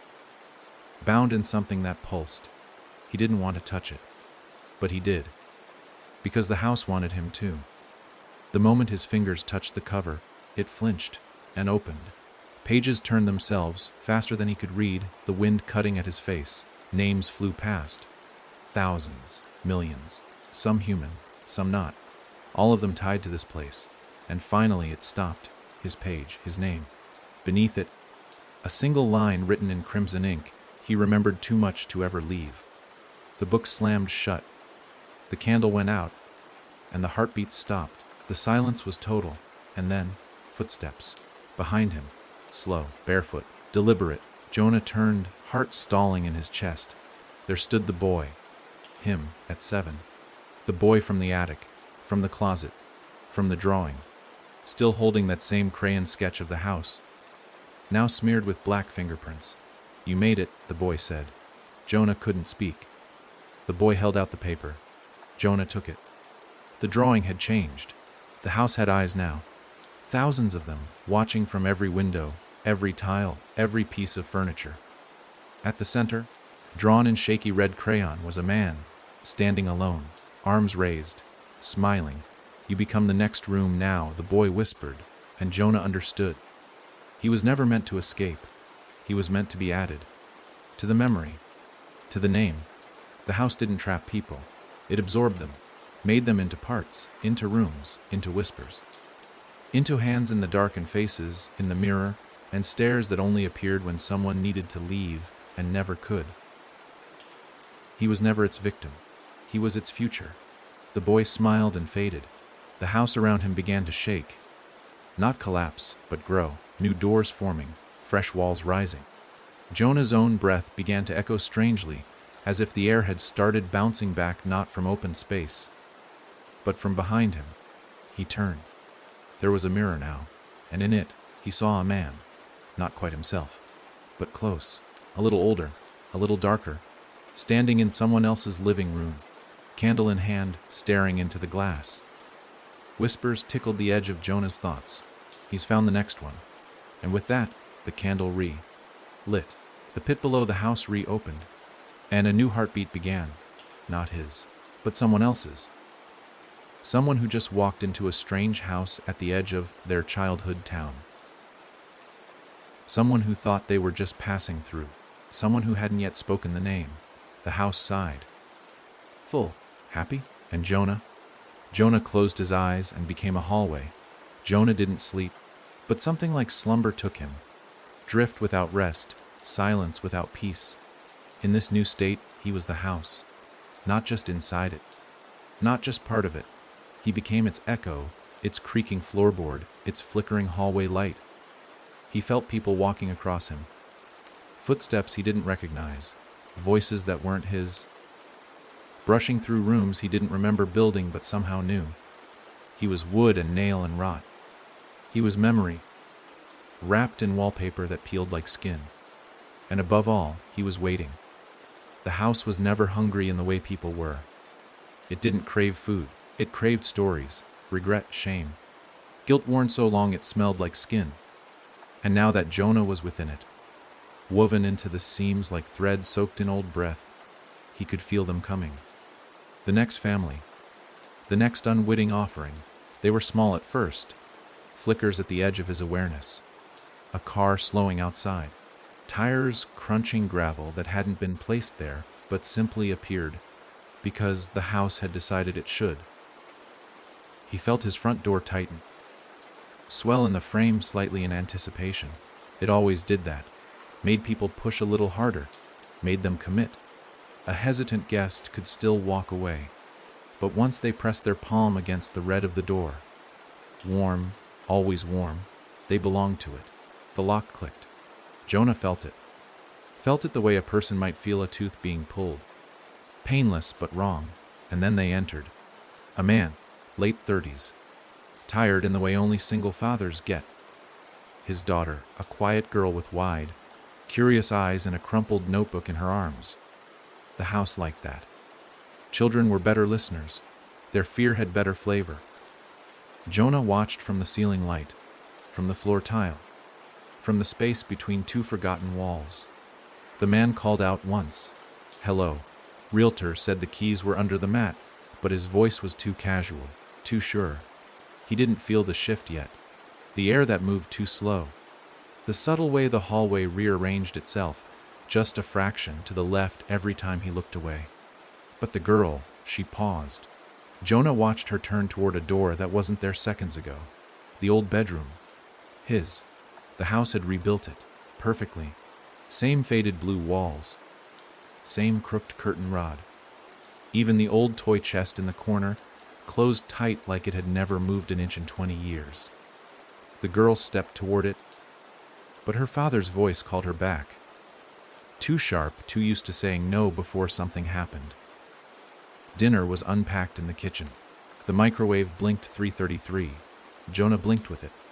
3 minutes and 33 seconds, always the same. A number that sounded harmless but tasted like endings. The girl sat at the table, opened her notebook, started to draw. Jonah felt her pencil scratching, scraping into the paper like a knife through memory. And he knew, she was drawing the house. Not the outside, not the driveway, but the real version, the version she felt but didn't understand. The one that whispered when the walls shifted and the temperature dropped just before sleep. She was like him. The house would love her. Her father wouldn't. He was already growing tired. Yawning too much. Checking his phone even though it had no signal. He walked room to room, calling out the names of appliances like it would route him to the space.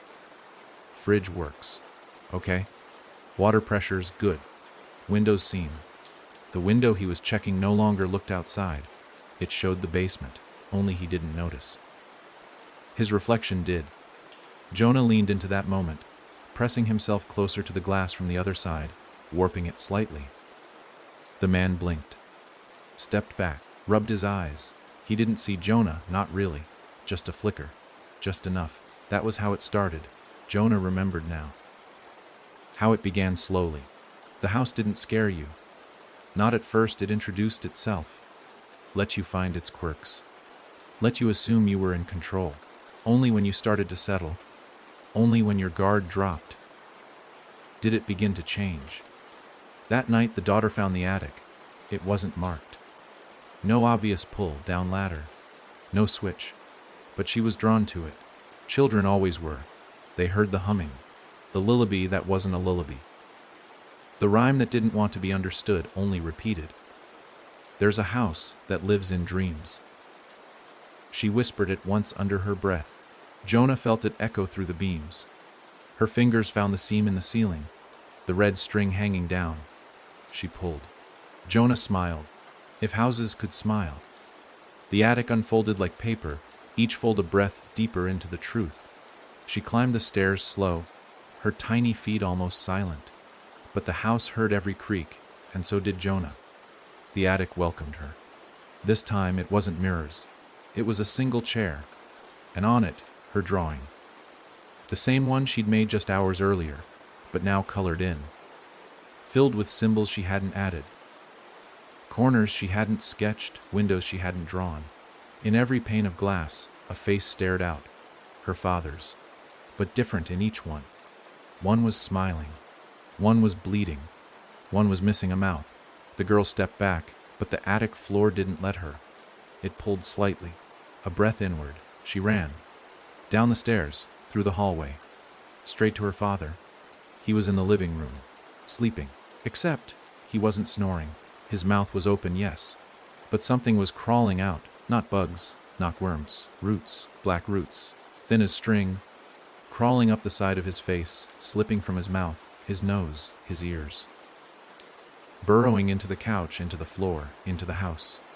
Feeding it. The girl screamed, and Jonah felt it. The house loved it. That scream wasn't fear. It was recognition. She knew now. She remembered. And the moment she did, the room shifted. The couch swallowed the father whole, slowly, like syrup thickening over a flame. The lights flickered. The walls bled ink from the seams, and in the center of the room, the red door opened. Wide. Waiting. The girl didn't run toward it. She walked. Because she understood, just like Jonah had. Somewhere beneath all of this, beneath the wood and the brick and the blood and the breathing wallpaper, was the name. The one that had pulled Jonah in. The one that now lived in her.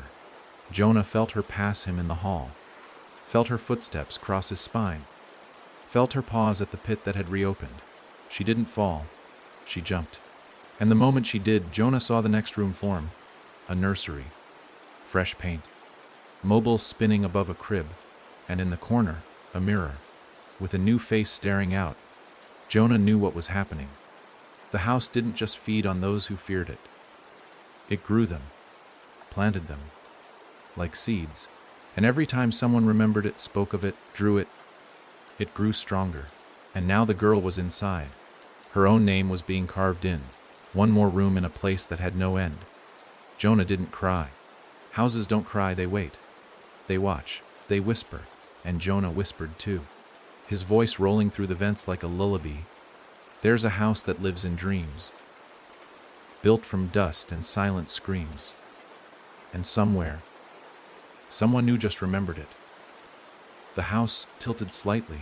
It was time to grow again. They never see it move. That's the house's favorite part. It doesn't crawl like the thing in the walls. It doesn't drag or scrape or leave a trail. It simply appears, one moment not there. The next breathing softly in the corner of a room you swear had no corner at all. Sometimes it's behind a bookshelf. Other times behind a closet you never use. And sometimes, like now, it waits in the middle of a parking lot, in broad daylight, disguised as a forgotten maintenance shed that somehow doesn't cast a shadow. The red door. Always the red door. This time it found Martin. He wasn't anyone special. At least, not to the world. Worked night shifts at a storage facility. Spoke little. Walked like someone who had learned to flinch early in life and never unlearned it.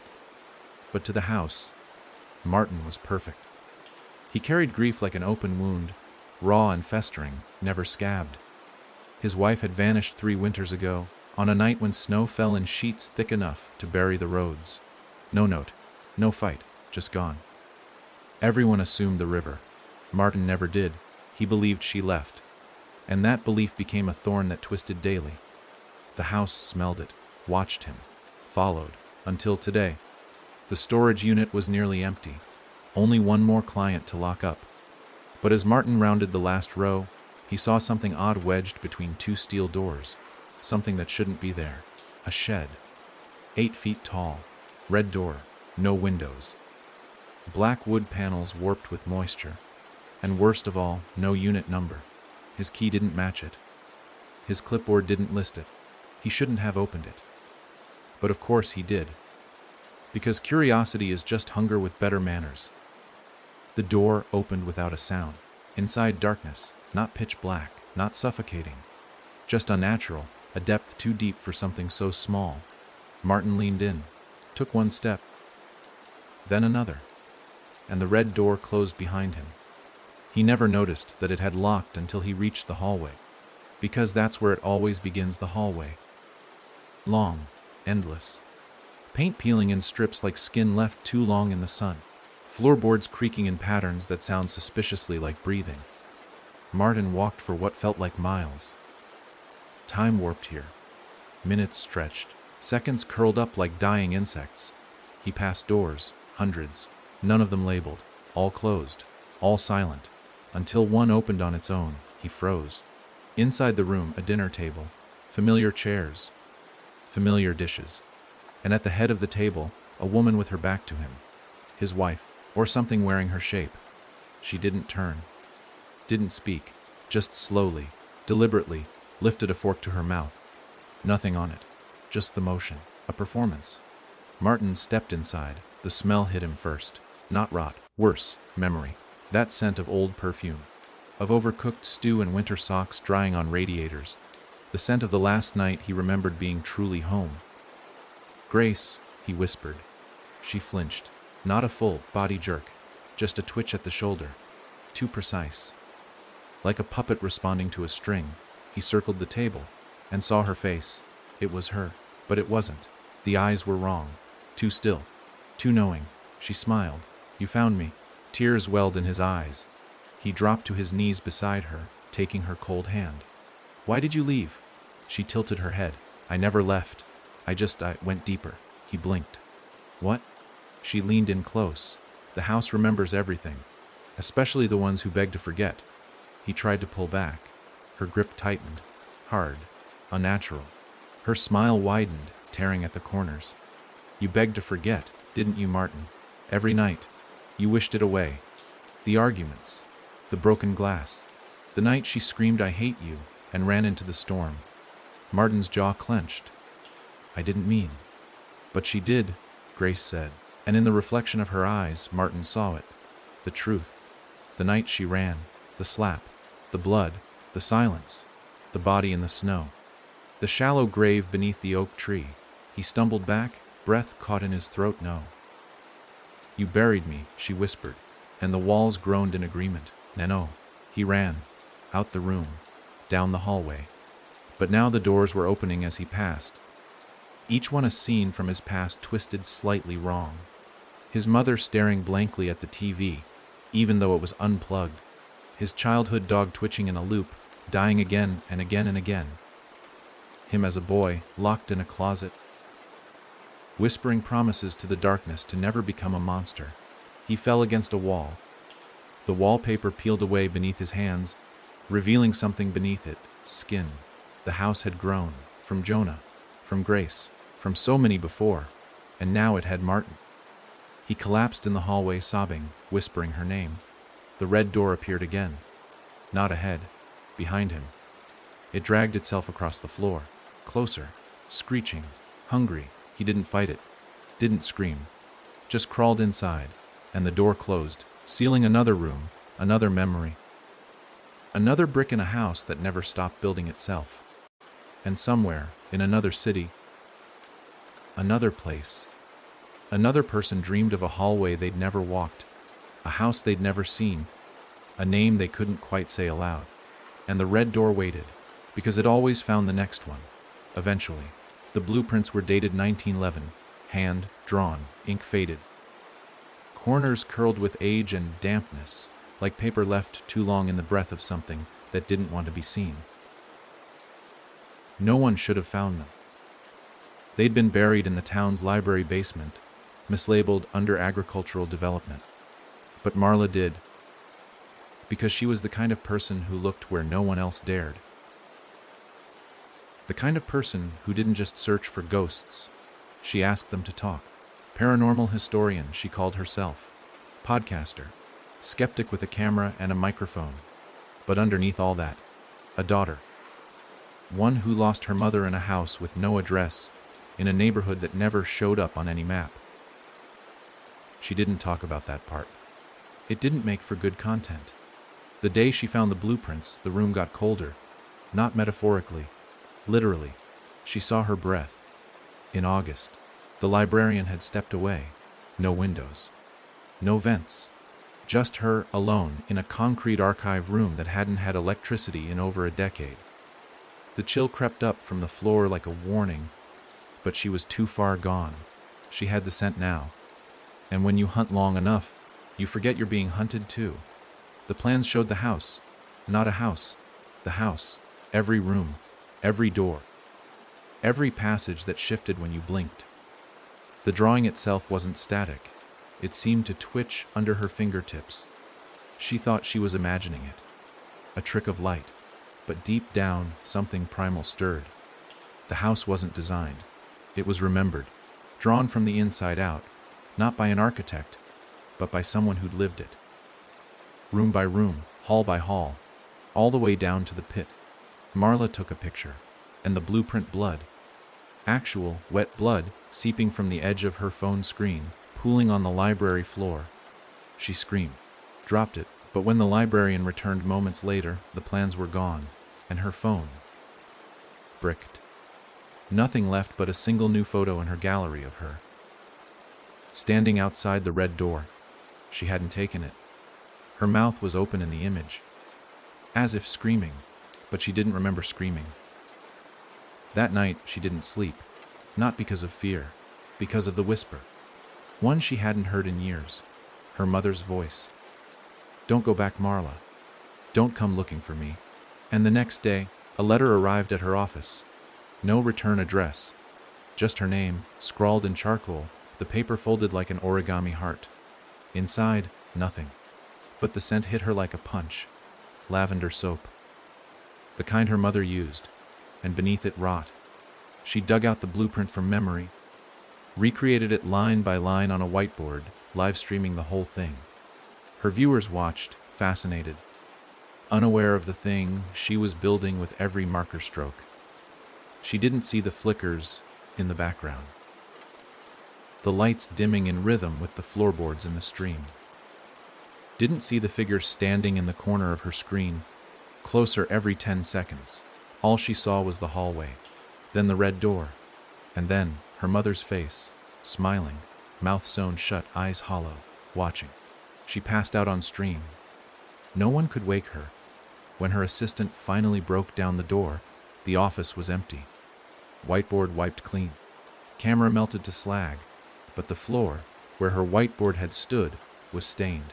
Not blood, not soot, blueprint ink, the exact shade she remembered. They say the live feed glitched just before it cut. A voice whispered something. Too soft, too fast. But if you slowed it down, frame by frame, you could make it out she's drawing from memory now. She remembers too much. And then silence. Marla's podcast was scrubbed, her social media accounts locked, no recovery. But sometimes, late at night, viewers report a new episode pops up on her feed. A dark thumbnail, no title, just the red door. And in that audio file, a child's voice, humming, a lullaby. There's a house that lives in dreams, and breathing in the background. Not hers, yours. Because once you hear it, once you really listen, you're already on the porch, and the blueprint in your mind starts sketching itself. Room by room, door by door, until one day, you wake up in a hallway that wasn't there the night before. And the floorboards whisper a name you don't remember learning, but suddenly can't forget. It began with a knock. Not a loud one. Just 3 gentle taps against drywall, so soft, Elliot thought it might have been the wind brushing a loose shutter. But he didn't have shutters. Didn't even have a second floor. Yet the sound came again, this time from the corner of his study, where no door had ever existed. He looked up from his typewriter. The paper was blank, the ink ribbon dry. He hadn't touched it in weeks. Not since the dream started. Not since he began seeing the red door in the edges of his eyelids each time he blinked too slowly. But now the machine sat humming softly. He hadn't turned it on. It didn't even have power. Tap, tap, tap. The wall shuddered, and a crack split the paint. Fine as a hairline fracture at first, but growing longer, wider, until it was no longer a crack but a seam. And with one slow exhale, the house pushed. A door unfolded from the wall. Not installed, not built. Unfolded, like it had been waiting. Red, familiar, breathing. Elliot stood, the old floorboards creaking under his weight, though not in protest.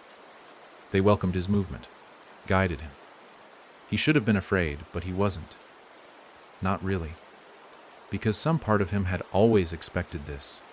He had been writing about it for years. The house with no location. The pit that swallowed time. The door that only opened for those who remembered something they weren't supposed to. His stories had come in dreams. Nightmares at first, then lucid visitations. He'd woken up once with dust under his fingernails, and another time with a jagged cut along his palm in the shape of a stairwell. He'd never told anyone that part, because writers are supposed to invent, not recall. The red door creaked open before he could touch it. Inside, darkness. A long hallway. And at the far end, his typewriter. But this time, it wasn't blank. This time, a sheet was feeding itself through, and words were appearing, one by one. He stepped inside. The door closed behind him with a sound like someone sighing into a coffin. The hallway walls were lined with framed pages. His pages. Old manuscripts, short stories, things he hadn't looked at in years. But now they moved slightly on the page, like something beneath the ink was crawling. Some words were missing. Others rewrote themselves as he passed. At the end, the typewriter clicked once. A fresh sentence had appeared. You are not the writer. You are the written. Elliot froze. The air shifted, got heavier, and the door behind him disappeared. He tried to rip the paper free. It burned his hand. Not fire, memory. Suddenly he remembered standing in this hallway before. Younger, maybe as a child. The wallpaper had changed, but the air was the same. The scent of old books and dried flowers. And the voice, always the voice, whispering in the space between silence and thought, "Finish what we started." Elliot. He looked at his hands. They were stained with ink, but he hadn't touched anything. And the pages kept typing. His fingers moved, not of their own will, but with purpose. Click, click, click. The typewriter whirred. The ribbon rewound itself. He watched in horror and awe as the machine remembered him. Room by room the story unfolded. Not fiction, not imagination, a biography. Of a house that could only exist when remembered. And as he wrote, the walls shifted. A door opened to his right. Inside, a nursery, empty crib, mobile spinning, dust floating like breath held too long. He stepped in. The room closed behind him. Inside, the air spoke, no voice, just pressure. Meaning, like dreams pressing into skin. It showed him a boy, him building a house from wooden blocks. Then, whispers from the corners, shadows beneath the toy chest. A name spoken too softly to be caught, but strong enough to echo into his adult life. He had been here before. He'd written the first draft before he learned to spell. The house hadn't found him now. It had raised him. He stumbled back into the hallway. The typewriter was gone. Now the hallway had grown. More doors, more rooms, each labeled. The room where he forgot, the closet she never left, the mirror that showed the next victim, and finally, the study that writes itself. He opened that door and found himself back in his own home, or rather a perfect copy. His desk, his bookshelf, his coffee mug half full. But the typewriter was already waiting, keys tapping, paper sliding forward, and across the top, in thick black letters, Par 22, the room that writes itself. He screamed. The house smiled. And the door in his real home, his actual home, 1,000 miles away, appeared in someone else's wall. A new guest, a new reader, a new writer. Because the house never stops building itself. It only waits for the next chapter to begin. And if you're reading this now, you've already opened the door. It was never there before. Not yesterday, not last week, not in the 27 years Callie had lived across the road from that patch of nothing but weeds and cracked concrete. She would have remembered. Everyone on Ashwood Lane knew that lot was cursed. It was the space kids dared each other to run across. The place old Mrs. Talbot once pointed to and muttered, "The earth spits it out every time." Nobody ever built there. Nothing ever stayed. Until today. This morning, there it was, standing proud as if it had always been. A 2-story Victorian, red trim, black shingles. A crooked chimney coughing smoke into a cloudless sky. The lawn was neatly trimmed, almost too neat. Like every blade of grass was measured and cut by something that didn't understand humans, but had studied them closely. Callie stared from her front porch, coffee trembling in her hands. She called her husband. He blinked, squinted, frowned. Wasn't there yesterday, was it? No. City must have built it overnight. Some fast-track program. That's government for you. But Callie knew better. The neighborhood group chat exploded by noon. Photos. Questions. Theories ranging from secret government testing to prank architecture. A few neighbors swore the house hadn't just appeared, it had replaced something. But no one could agree on what. A tree. A statue. A pond. Memory fogged at the edges whenever someone tried to pinpoint it. And by evening, lights were on inside. Callie sat at her window, watching. The curtains moved, but no one had gone in. No moving van. No deliveries. No signs of life, until the flicker of a lamp in the second-story window. Soft, warm, inviting, familiar. She leaned closer, squinting past her own reflection in the glass. There was someone in the window. A woman, standing perfectly still, looking back at her. Callie blinked. The woman was gone. She stepped back from the window, heart thudding. It could have been a shadow, a trick of the light. But when she returned with her phone to snap a picture, the light in the house across the street had changed. Now every window glowed red, like fire. No one else on the street saw it that way. They laughed in the chat, said it was cute, charming even. A spooky, themed Airbnb maybe. Looks like something out of a haunted movie, someone wrote. But Callie felt it in her bones. The house wasn't cute. It wasn't even new. It was old. Older than the street. Older than the town. And it was staring at her. That night, she dreamed of walking across the street barefoot. The pavement under her feet felt soft, not like stone but like skin, warm and slightly pulsing. The house's front door opened before she knocked. Inside, every room smelled like her childhood, like mothballs, vanilla, and the bitter scent of her father's cologne. She walked through the living room. It was hers, not similar, identical, down to the dent in the couch cushion and the crack in the TV screen from when she tripped as a teen. She screamed, but the house absorbed the sound, turned it inward. Then she saw the hallway, and the red door at the end of it. She didn't open it. She woke up just before, sweating, shaking, her sheets damp, her window cracked even though she never opened it. Across the street, the house stood quiet again, empty, dark, but there was a package on her porch, wrapped in yellowed newspaper. No label.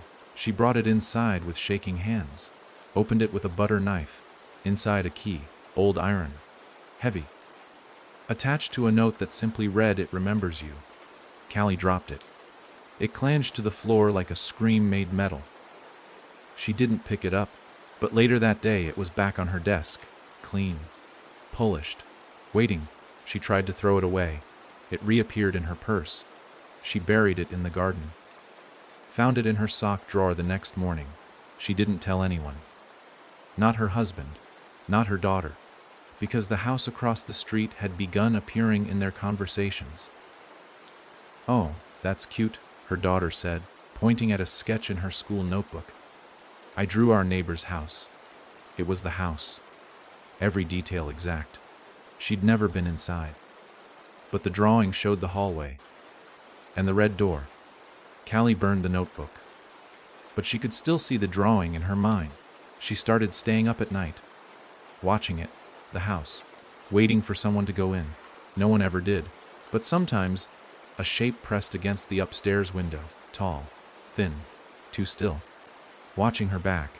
Then came the knocking, not on her door, on the walls. Inside her home, it followed her. Tap, tap, tap behind the bathroom mirror. Tap, tap under the bed. Tap, tap in the attic she hadn't opened in years. The house across the street wasn't just there. It was moving, growing. And when the knock started matching her heartbeat, she knew it wanted her. It had always wanted her. She returned to the porch the next night, the key in her hand. The house glowed softly now, not red, welcoming, the kind of warmth you only feel when you finally come home. She crossed the street. The concrete felt different now. Not soft, not warm, just hungry.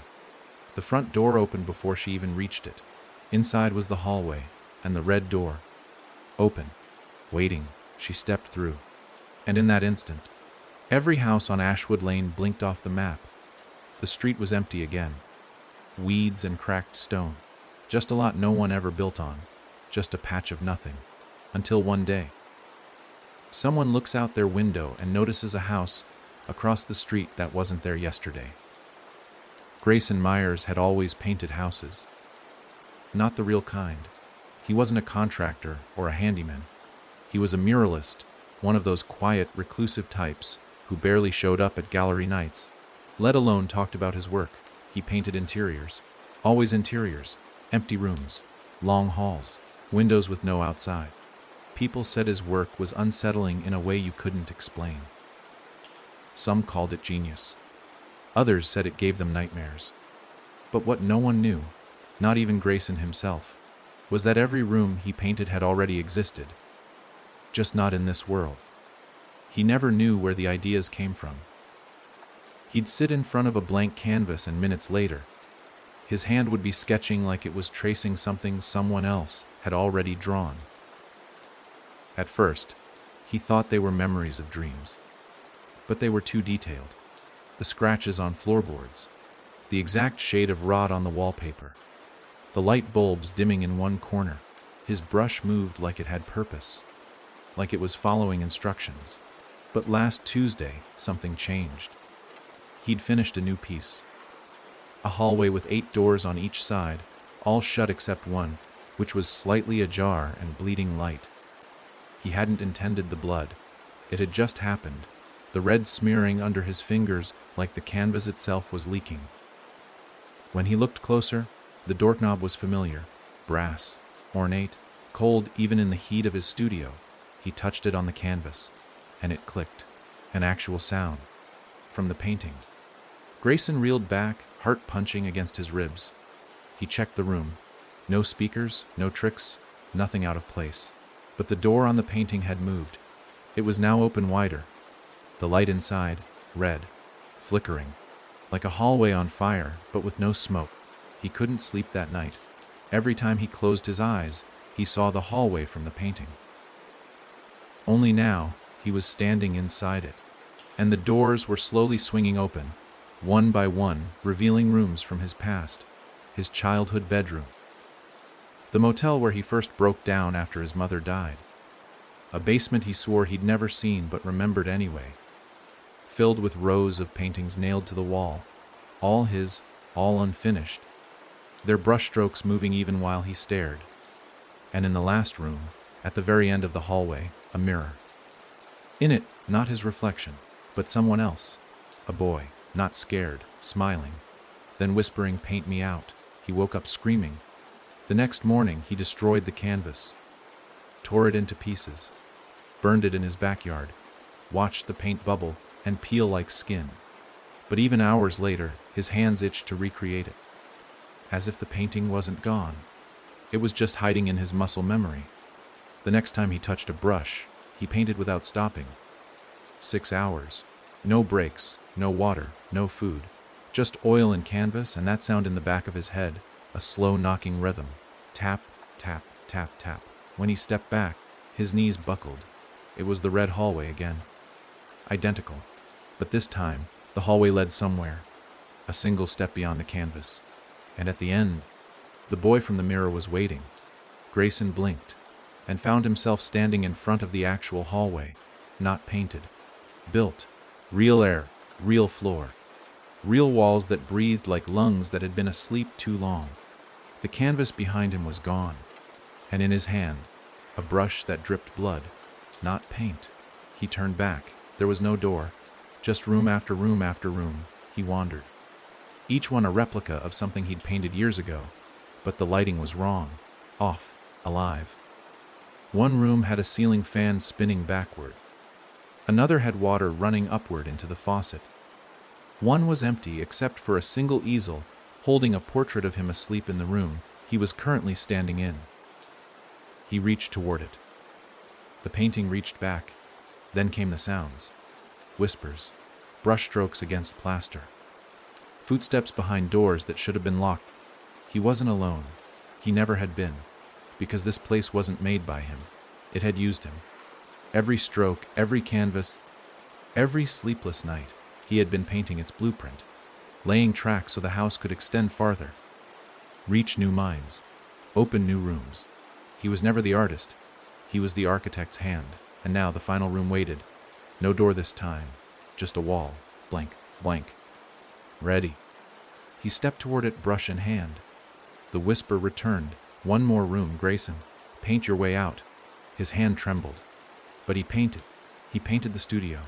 His real studio. The lamp. The table. The spilled jar of brushes. The window with the cracked corner. And slowly, a doorway formed. He could see through it now. Back to his world. Back to escape. But as he stepped toward it, the boy appeared again. Not in the mirror. Not as a reflection. As flesh. A teenager, eyes hollow, mouth bleeding oil. You gave me the rooms, now give me the world. Grayson ran. The door began to close behind him. He leapt, woke up on his studio floor, covered in paint, nails bleeding, the canvas blank, but the brush was still wet, and the hallway, it was burned into his retina. He sold all his supplies the next day, swore off painting forever. But last week, someone else posted online about a new art exhibit downtown, an anonymous painter. Only one piece on display, a hallway, red door, and at the end of it, a man curled in the corner, holding a brush, mouth wide, eyes blank, and a plaque beneath it that simply read, "Paint me out." But no one ever sees the painter leave. And every night when the gallery lights go out, there's a new canvas waiting. Still warm, still wet. And in the security footage, somewhere in the corner of the gallery, a new hallway appears, just a little longer than the night before. It shouldn't have stopped on a floor that didn't exist. Yet there it was. Between the 6th and 7th levels of the Brigham office tower, the ancient elevator that always rattled like it was one screw away from collapse, halted with a jolt so sudden it made Layla's teeth click together. She'd been riding it for 5 years, Monday to Friday, 9 a.m., sharp, up to the 7th floor, where her cubicle sat like a mausoleum built from recycled carpet and flickering fluorescence. It had never done this. Never in the 5 years. It always struggled, yes. It always moaned and juddered and smelled faintly like mildew and regret. But it never stopped where there wasn't a button. There was no 6.5. Yet the LED screen above her head flickered to life with just that 60-teen. The doors opened. A hallway waited, carpeted in a pattern that didn't match any floor of the building. Dark red swirls on black, lights above barely humming. Dust floated thick as fog in the stillness. Layla hesitated. This wasn't her floor. It wasn't anyone's floor. Her hand reached out almost on its own. She pressed the closed door button, rapid fire. The elevator did nothing. The buttons were dead. The doors remained open, and the hallway waited. At first, she only meant to lean forward. Just look. But her foot stepped out. Then the other. And the moment she cleared the threshold, the elevator doors snapped shut behind her. She turned. No buttons. No seam. Just a wall now. And the hallway stretched ahead, longer than it should be. The shape of it reminded her of something she dreamed once, years ago. Maybe as a child. Maybe last night. A long corridor, the kind that never turns but feels like it's turning. Like if you keep walking, you'll eventually arrive where you started. But something will be different. Layla moved forward. What else was she supposed to do? She walked, counted the doors as she passed. No labels, no numbers. Each one painted a different shade of decay, mossy green, drowned blue. A brown so dark it felt like the bottom of a forest that hadn't seen light in centuries. She didn't try to open them. Not yet. Not until she heard the music. Faint, from the 8th door. A lullaby. She couldn't remember the tune, but it pulled her in like a thread being tugged through her ribs. She reached for the knob. It was warm. Almost hot. She turned it slowly. The room was a nursery, old, dusty. The mobile above the crib spun slowly, even though there was no breeze. Layla stepped in. The door closed behind her without a sound. Inside the crib, a bundle. Wrapped in yellowed cloth, stitched with a name she hadn't heard in years. Layla, she gasped. Stepped back, the bundle twitched, then began to cry, a low, broken wail, like something imitating a baby without fully understanding how. She turned to run. The door was gone. The nursery now stretched infinitely in all directions. Cribs multiplied. Walls dissolved. And across every crib sheet her name. Hundreds of them. Thousands. A sea of Laylas, each swaddled and screaming in a voice she recognized as her own. Layered over itself until the sound pressed against her chest like iron. She screamed. Fell. Woke up gasping on the floor. Back in the hallway. The nursery door stood open behind her, but now it was just an empty closet. The lullaby still played, fainter now. She ran. The hallway didn't end. She passed more doors. Some of them cracked open to reveal versions of her life slightly wrong.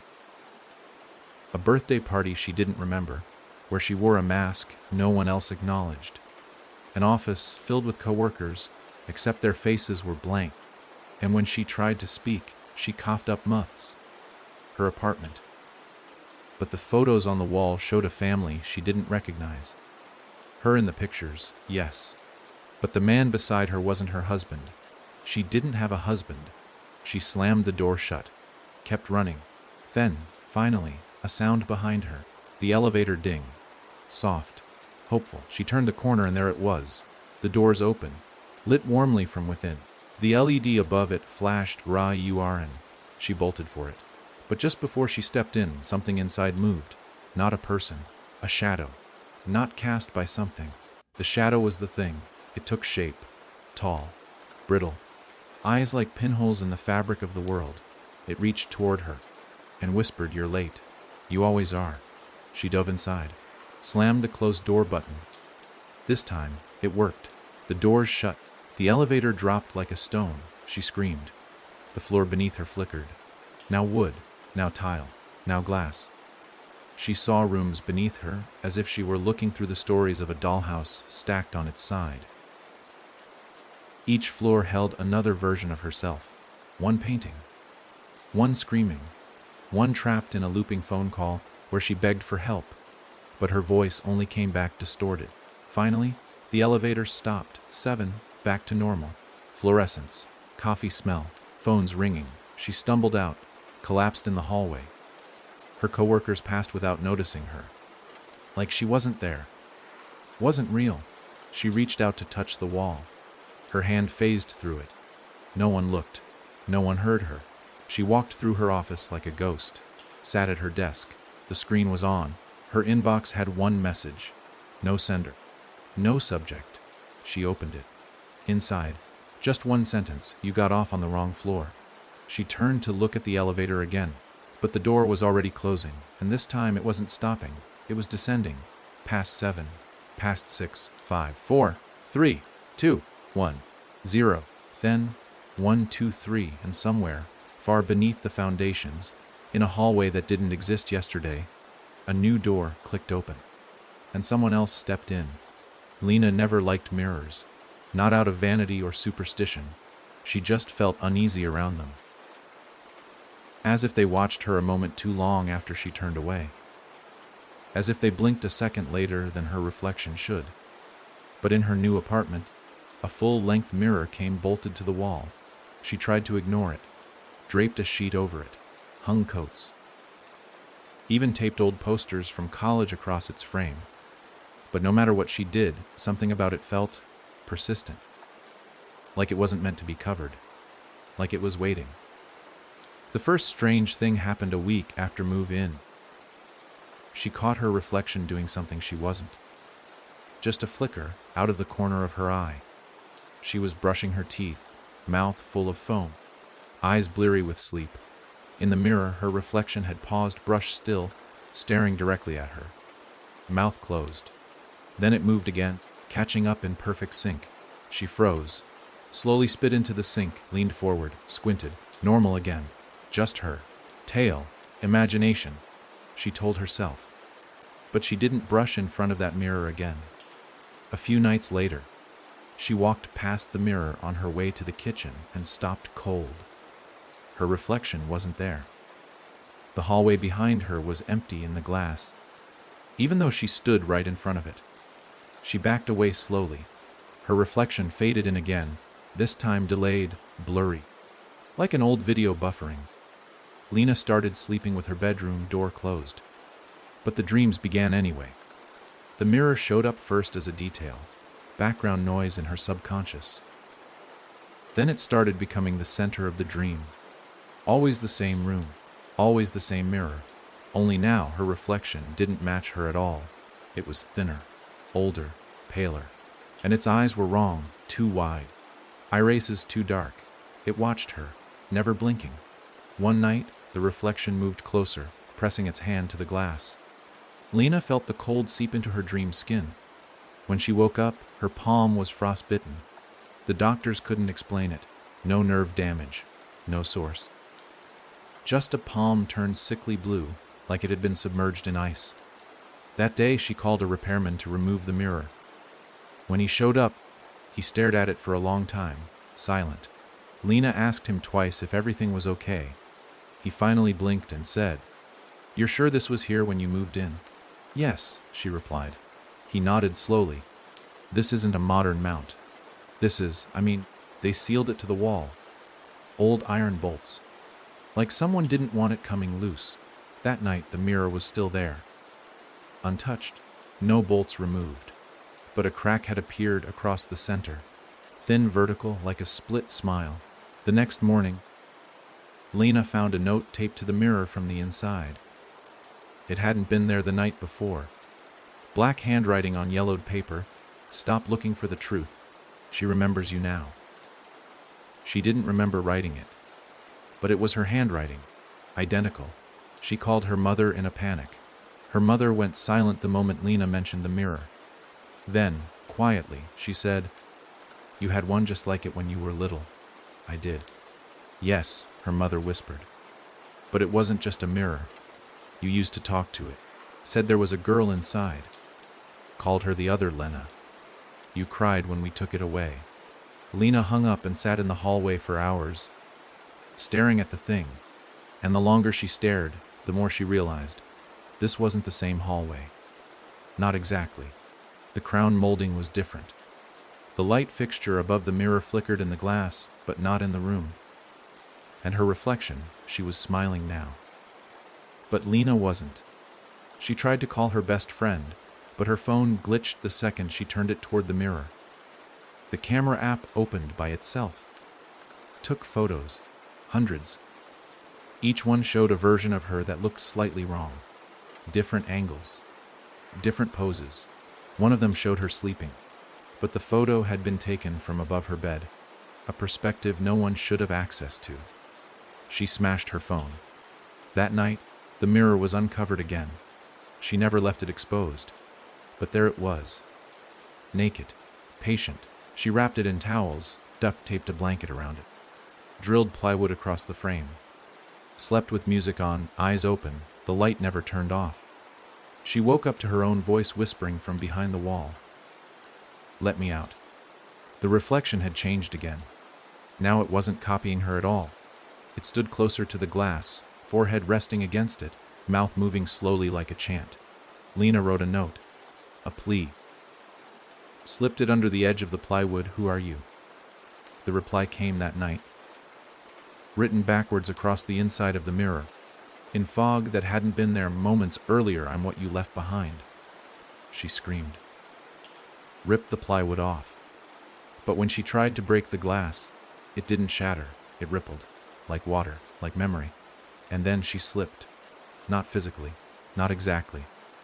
More like she was pulled, not into the mirror but into what lay behind it. The reflection became real. The apartment became its side. And Lena was now trapped behind the glass. She watched, helpless, as her reflection, now wearing her clothes, walking with her body, moved about her home, took her calls, answered her emails, even laughed with her mother. But the laughter was too perfect, too rehearsed. And when her reflection passed the mirror, it always glanced in and smiled with too many teeth. Now Lena bangs on the inside, screams, claws, but no one hears her, because mirrors only show what we expect. They reflect us back to ourselves, until the day they don't. Until the day they remember who you were before you forgot.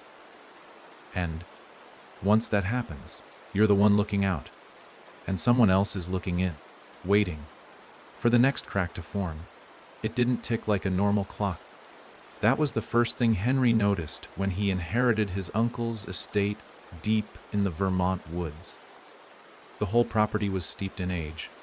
The creaking wood floors, the moss-covered statues in the garden, the musty scent of time long undisturbed, but nothing was more out of place than the grandfather clock in the hallway. Towering, black, a face yellowed with age, and hands that moved, backward.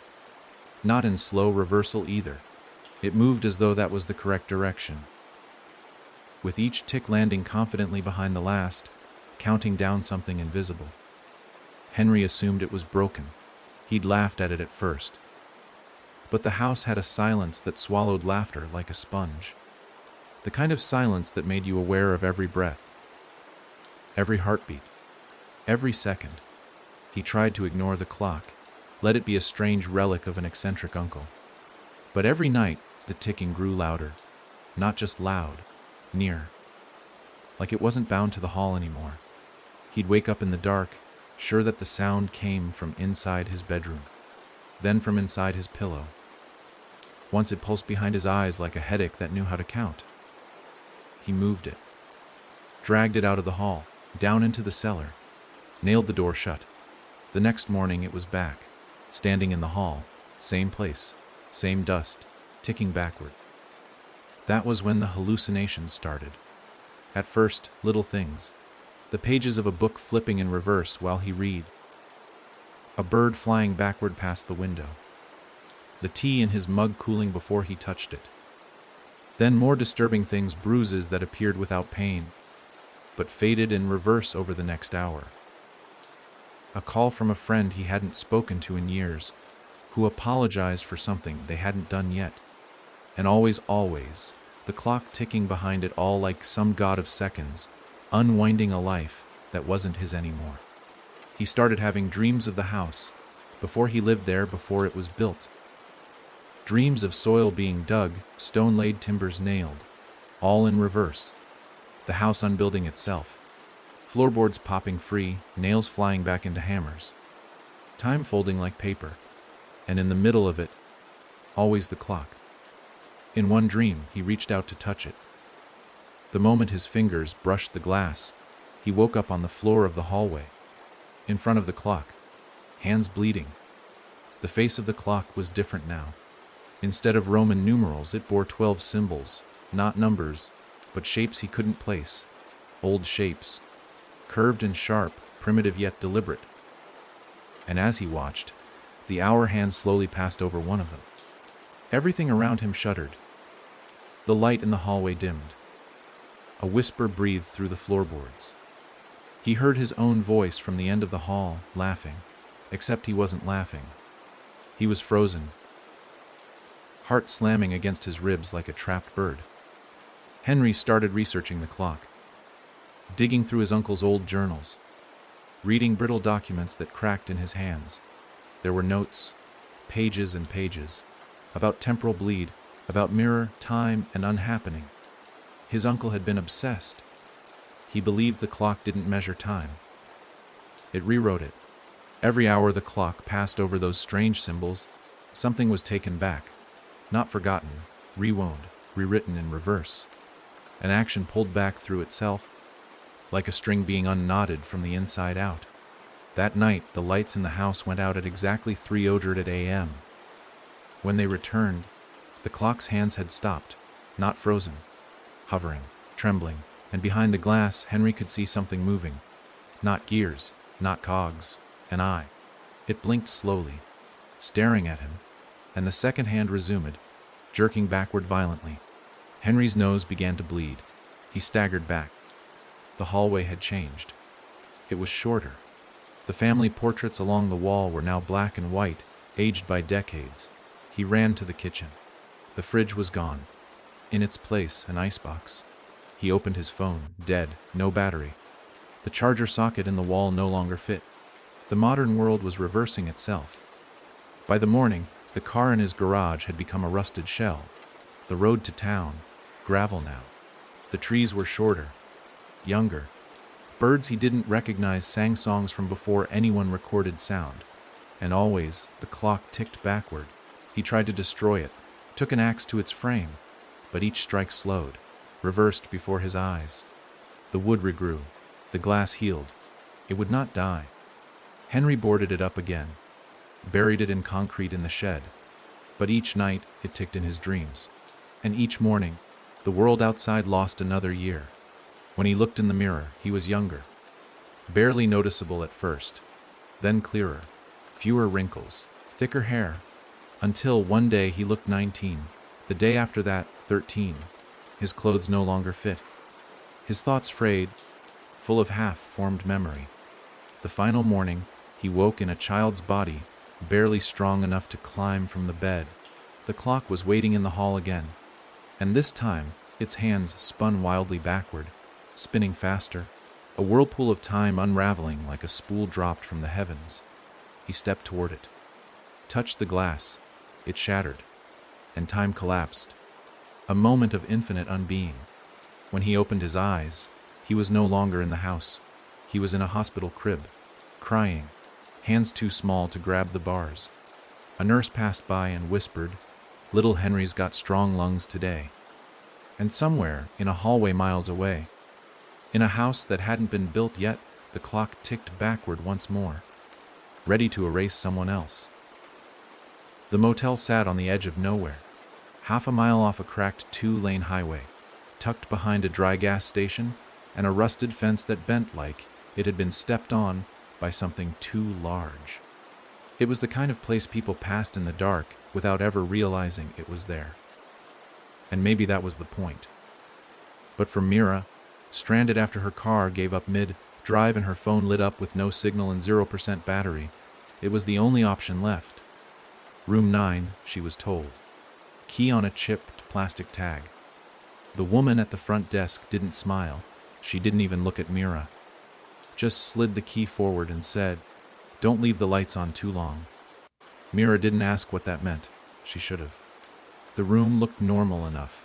Stale smoke smell. Stiff sheets. Old television bolted to the dresser. One lamp on the nightstand. A ceiling light that flickered when she walked under it. She tossed her bag on the bed and sat down, exhausted. Outside, the wind picked up and howled through the cracks in the window frame. Somewhere distant, a coyote cried. Or maybe it wasn't a coyote.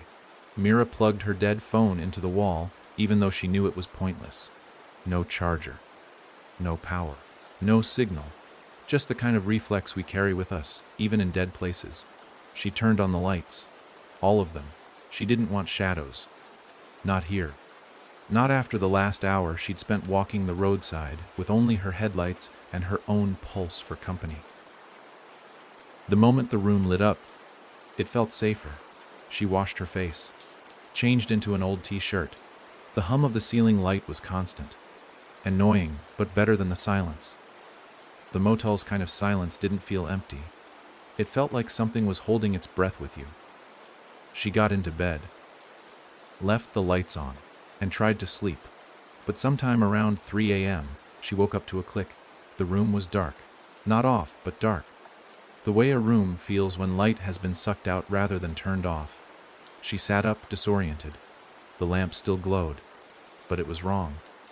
Dimmer. Paler. Like the bulb had been dipped in shadow. The walls seemed further away.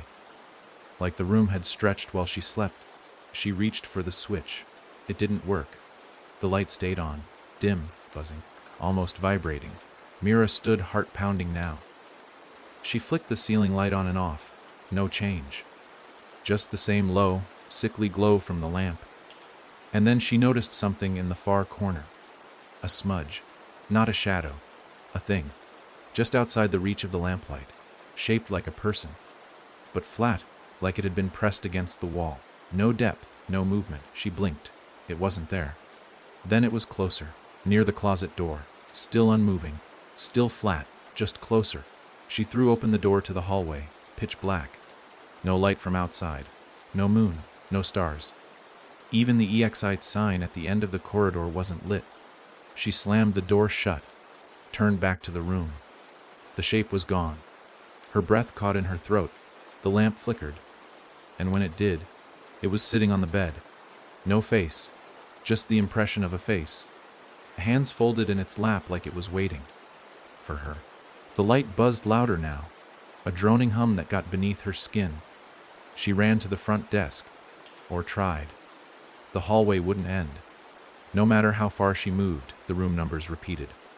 All in the same crooked font, same cracked gold lettering. She screamed, pounded on the walls, but there was no sound. Even her own voice didn't echo. She turned, and saw that every room door was now open.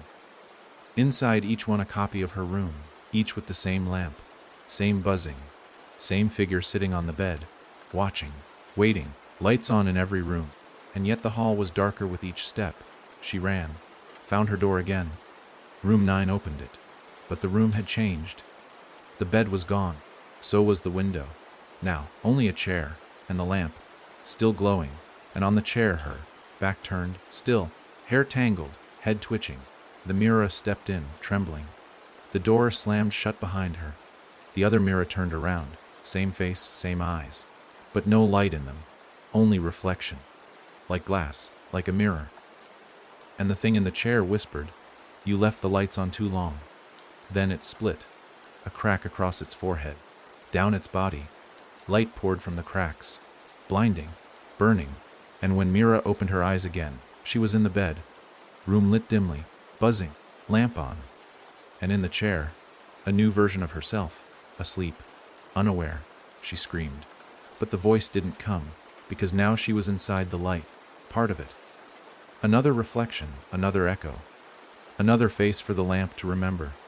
And somewhere outside, the next traveler pulls into the lot, exhausted, alone, a key waiting on the desk.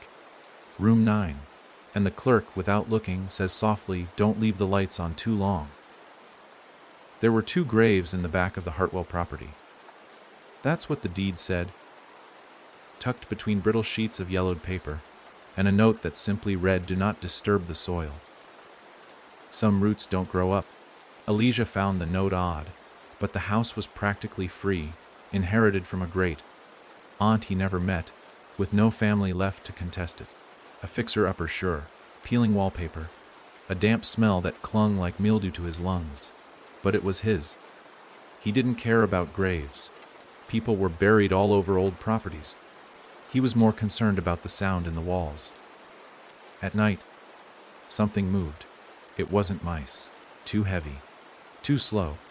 Like a person dragging their palm along the inside of the plaster, feeling their way out. The house was quiet by day, peaceful even. Elijah worked from the attic, writing copy for companies he didn't care about, staring at the same blinking cursor while birds chirped and wind rustled through the long, wild grass out back. But once the sun dipped behind the treetops, the walls remembered something.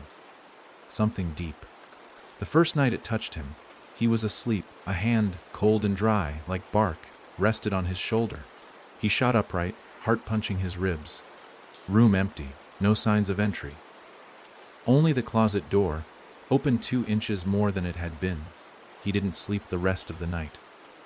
By morning, the memory was already dim. By afternoon, he convinced himself it had been a dream. By nightfall, it started again. Only now the air smelled of soil, fresh. Like rain-soaked earth dug up too soon. He checked the basement for moisture. Instead, he found a box, tucked behind a shelf, buried under broken tools. Inside, a single photograph, black and white. A man standing in the garden, shovel in hand, dirt-stained clothes, smiling faintly. The face was familiar, too familiar. Elijah's hands trembled as he stared, because the man in the picture was him. Younger, perhaps, hair longer, but definitely him. He dropped the photo.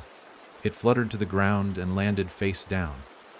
Words written on the back, in rough handwriting, "Don't dig. You already did." That night, the dream changed.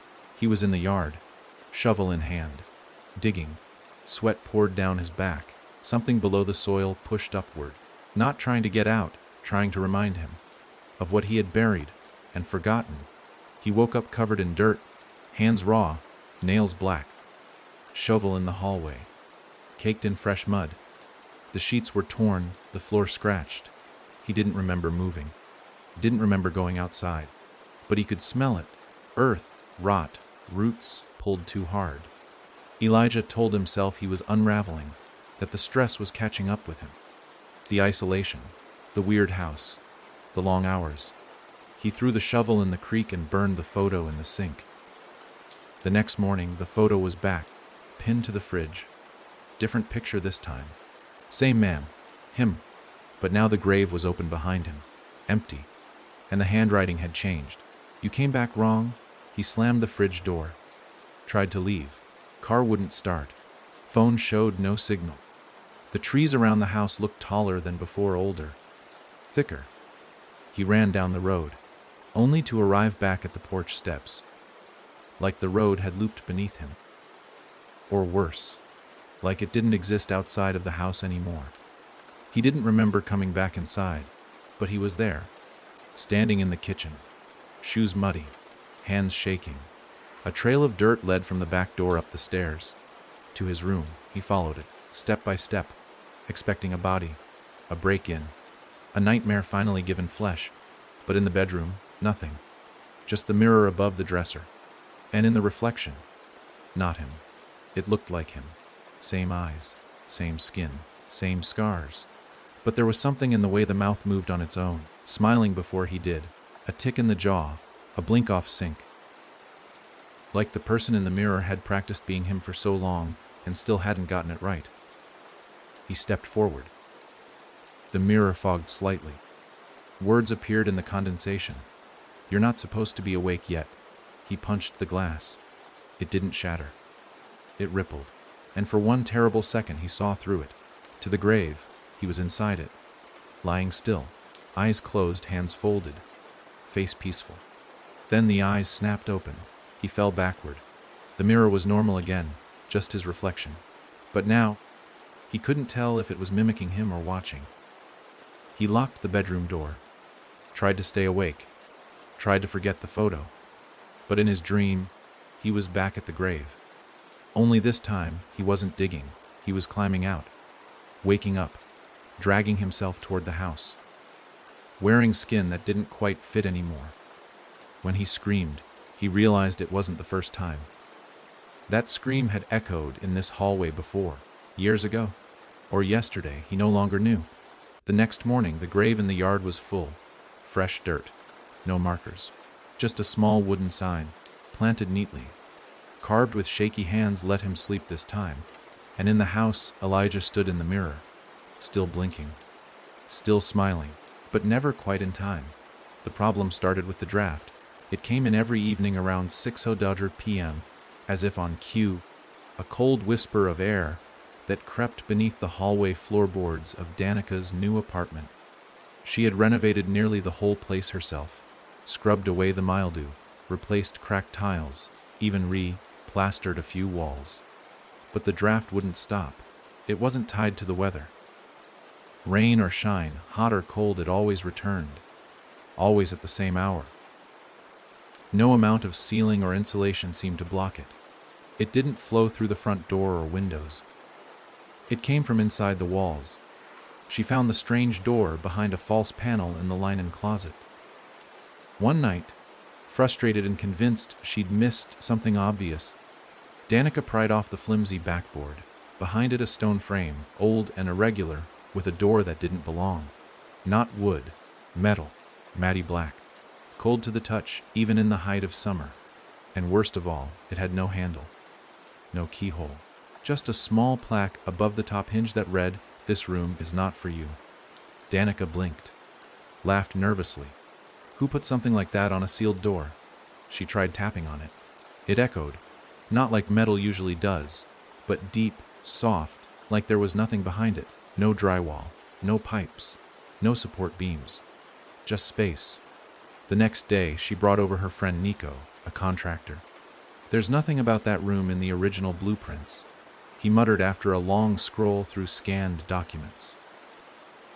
No permit, no indication it was ever built. Danica told him about the door. Showed him. He went pale. "You shouldn't have opened that," he said. "I didn't open anything," she replied. "It's sealed." But that night it wasn't. The door was ajar. Barely. Just enough for the air to leak through. Thick, earthy, colder than outside. She stood there, paralyzed, watching it shift slowly as if breathing. The hallway behind it wasn't dark. Not entirely. A soft yellow light glowed beyond, warm like candlelight, but flickering in a rhythm that didn't feel natural. She leaned forward, trying to make sense of what she saw, and her own breath clouded in front of her lips. Voices drifted out. Not in English, not any language she could name. Whispers, dry and urgent, overlapping like a dozen people murmuring prayers underwater.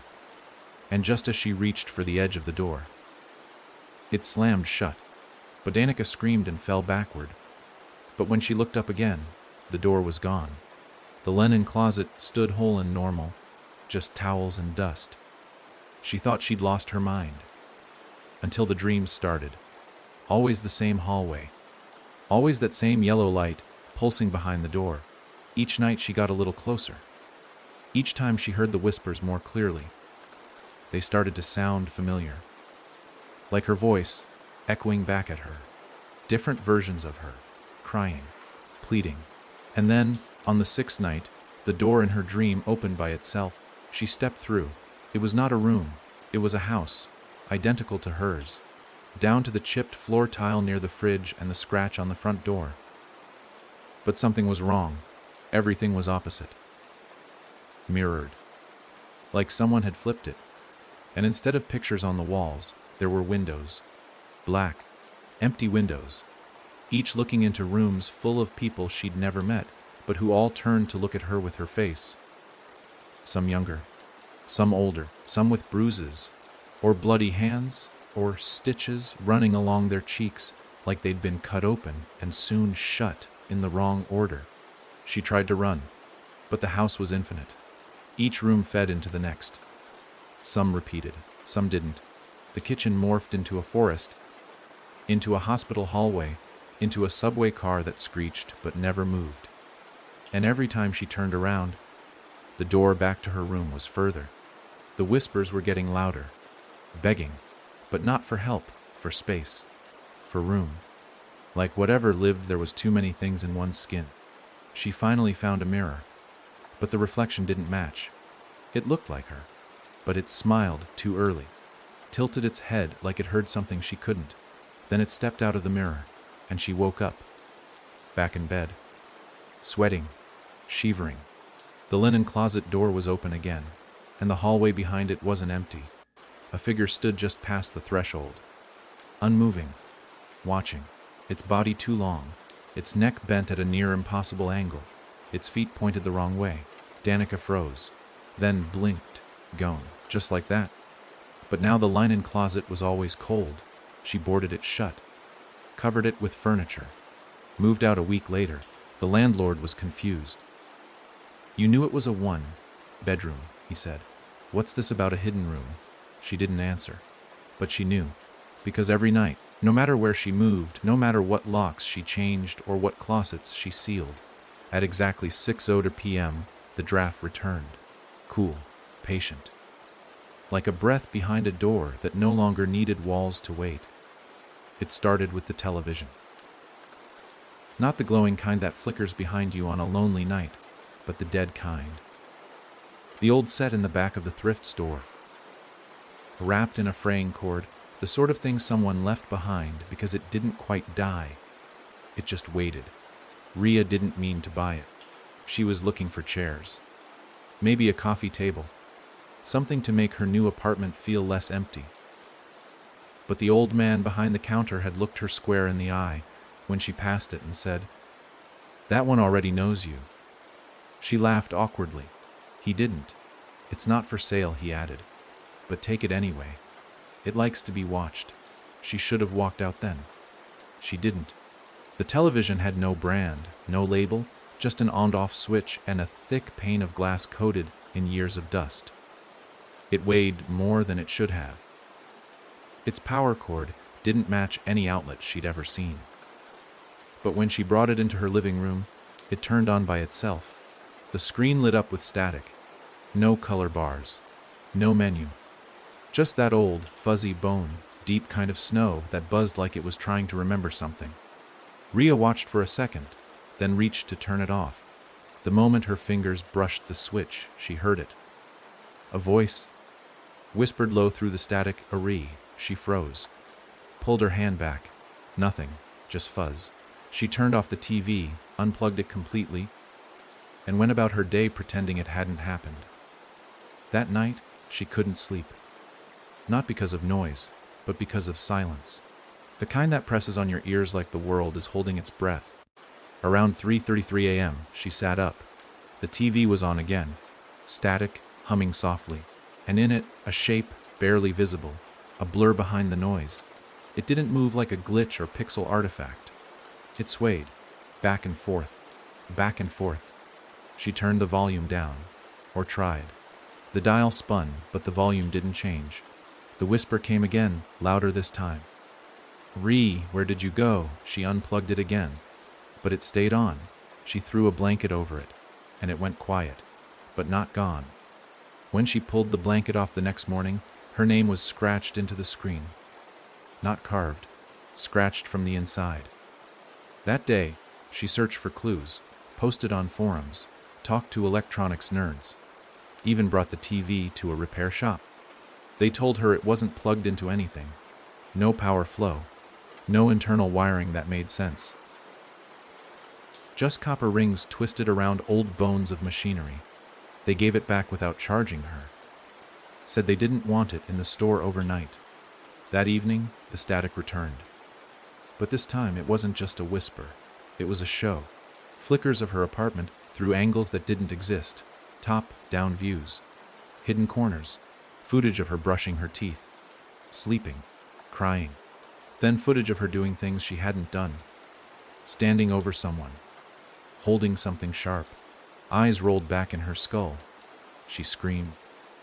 Tried to unplug it again, but her fingers burned the moment she touched the cord.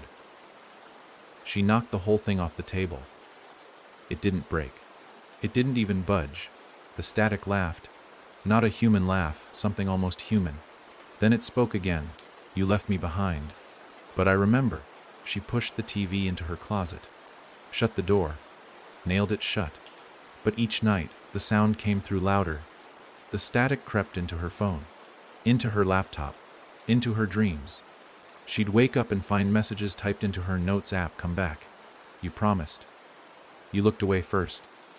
She asked her mother if she ever had a toy with her name on it. Something that talked. Something old. Her mother went quiet. Then said, "When you were 5, you had a little fake TV. With a plastic screen. You called it your window. You said you could see the other house in it." "What other house?" Rhea whispered. "You never said. But you cried for weeks when it broke." Said the girl inside was mad. That night, the TV in the closet spoke in 2 voices. One was Rhea's. The other was the same voice, deeper, slower, like it had aged alone in the dark for years. She opened the closet. The TV wasn't there. Just the screen, resting flat on the floor like a pool of glass. Inside it, her reflection. But she wasn't alone. The other Rhea stood behind her. Eyes too wide, mouth sewn shut, reaching forward, hands breaking the glass. She tried to run. But the screen rose up. Pulled toward her face like a magnet. She screamed as it sucked the sound out of her mouth. And in the morning, the neighbors called the landlord. Said they hadn't seen her in days. He unlocked the apartment. All the lights were off, but the TV glowed softly in the corner.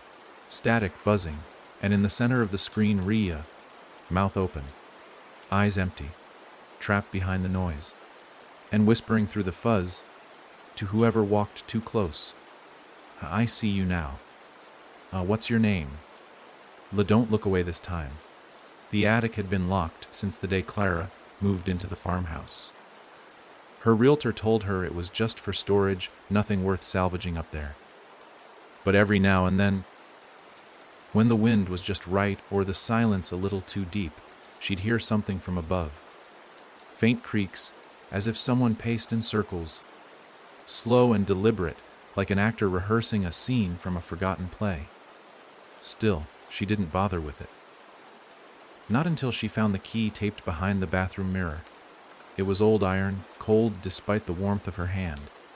It looked handmade, imperfect like a tooth yanked too early from the mouth of time. That night, unable to sleep and driven by a gnawing curiosity she couldn't explain, Clara climbed the attic stairs, key in hand, every creak of the steps beneath her feet echoing like footsteps in reverse. The lock turned easily, too easily, and the door swung open with a wheeze. The attic was dustless, as though it had been cleaned moments before her arrival. In the center of the floor sat a dollhouse. Not just any dollhouse. Her house, identical. Down to the cracked tile in the kitchen, and the uneven porch light she'd been meaning to fix. Same white paint, same chimney. Even the tiny mailbox had her initials etched onto it. It was perfect. Too perfect. She leaned in. The lights were on inside the miniature house. Tiny flickering bulbs glowing in rooms she hadn't even walked through yet. And then she saw movement. A figure in the top window. A small plastic woman with dark hair, pacing slowly from wall to wall. When Clara blinked, the figure froze. She touched the window. It fogged slightly, then cleared. The doll inside now faced her, arms limp at her sides, eyes painted too wide, too round. Clara laughed nervously.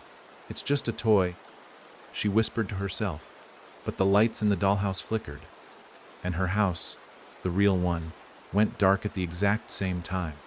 She stumbled backward, and behind her, in the attic's far corner, a match lit. A figure crouched there, thin, small, wrapped in something like lace. But when Clara turned fully, it was gone. She backed down the stairs and slammed the attic shut. The next morning, she convinced herself it had been a dream. But the dollhouse was in her living room, resting on the coffee table like it had always been there. Now the tiny figure had moved to the kitchen, just like Clara had the night before. She ran upstairs. Attic door locked again. Key gone. She smashed the dollhouse. Wood splintered. Plastic cracked. Tiny bulbs burst like veins. She dumped the pieces in a trash bag, took it to the woods, and buried it beneath the old well. That night, she didn't sleep, because the lights in her house blinked in a rhythm. On, off, until they held, and she saw, through her bedroom window, a light in the forest. The same warm glow from the dollhouse windows, flickering through the trees, calling her. She locked every door, barricaded the windows. But around 3:00 a.m., she heard the scraping. From the living room, she crept downstairs, and there it was, the dollhouse, unbroken, clean, glowing, and now, inside it, two figures. One, the dark-haired woman, the other smaller, child-like. It stood in the hallway of the dollhouse, staring out the front door. When Clara turned to look at her own front door, the knob twitched, then turned. But nothing entered. She ran outside barefoot, into the cold dirt, heart thundering. The forest behind her house pulsed with light, each tree glowing faintly, as though the earth itself remembered a time when her home hadn't existed. Or worse, when it had. She didn't sleep again. The next day, she drove 3 towns over and paid a priest to bless her home. But that night, the dollhouse added a new wing. A chapel, tiny pews, a pulpit, and inside it, a priest figure, its face melted, its hands folded in prayer. Clara screamed through the dollhouse in the fireplace. It would not burn. She tried an axe. Each swing slowed, like air grew heavier around it. Then one strike landed, and the lights inside the dollhouse dimmed, and somewhere in her real home, a door slammed. She checked every room. Nothing, until she opened the basement. A new door had appeared, wooden, arched, painted white, with her initials carved on it. The same initials from the mailbox, the same paint as the dollhouse, and a single word etched above, "Return." She didn't open it. But that night, the dollhouse showed the door ajar, and the tiny figure now stood just past it, arms raised. Waiting, the house kept building, room by room, stair by stair. Every time Clara refused to enter, it added more. Until the dollhouse no longer fit in her home. It became her home. And one night, she woke up to find her ceiling was now attic beams. The windows replaced with wooden panes. No locks, no exit.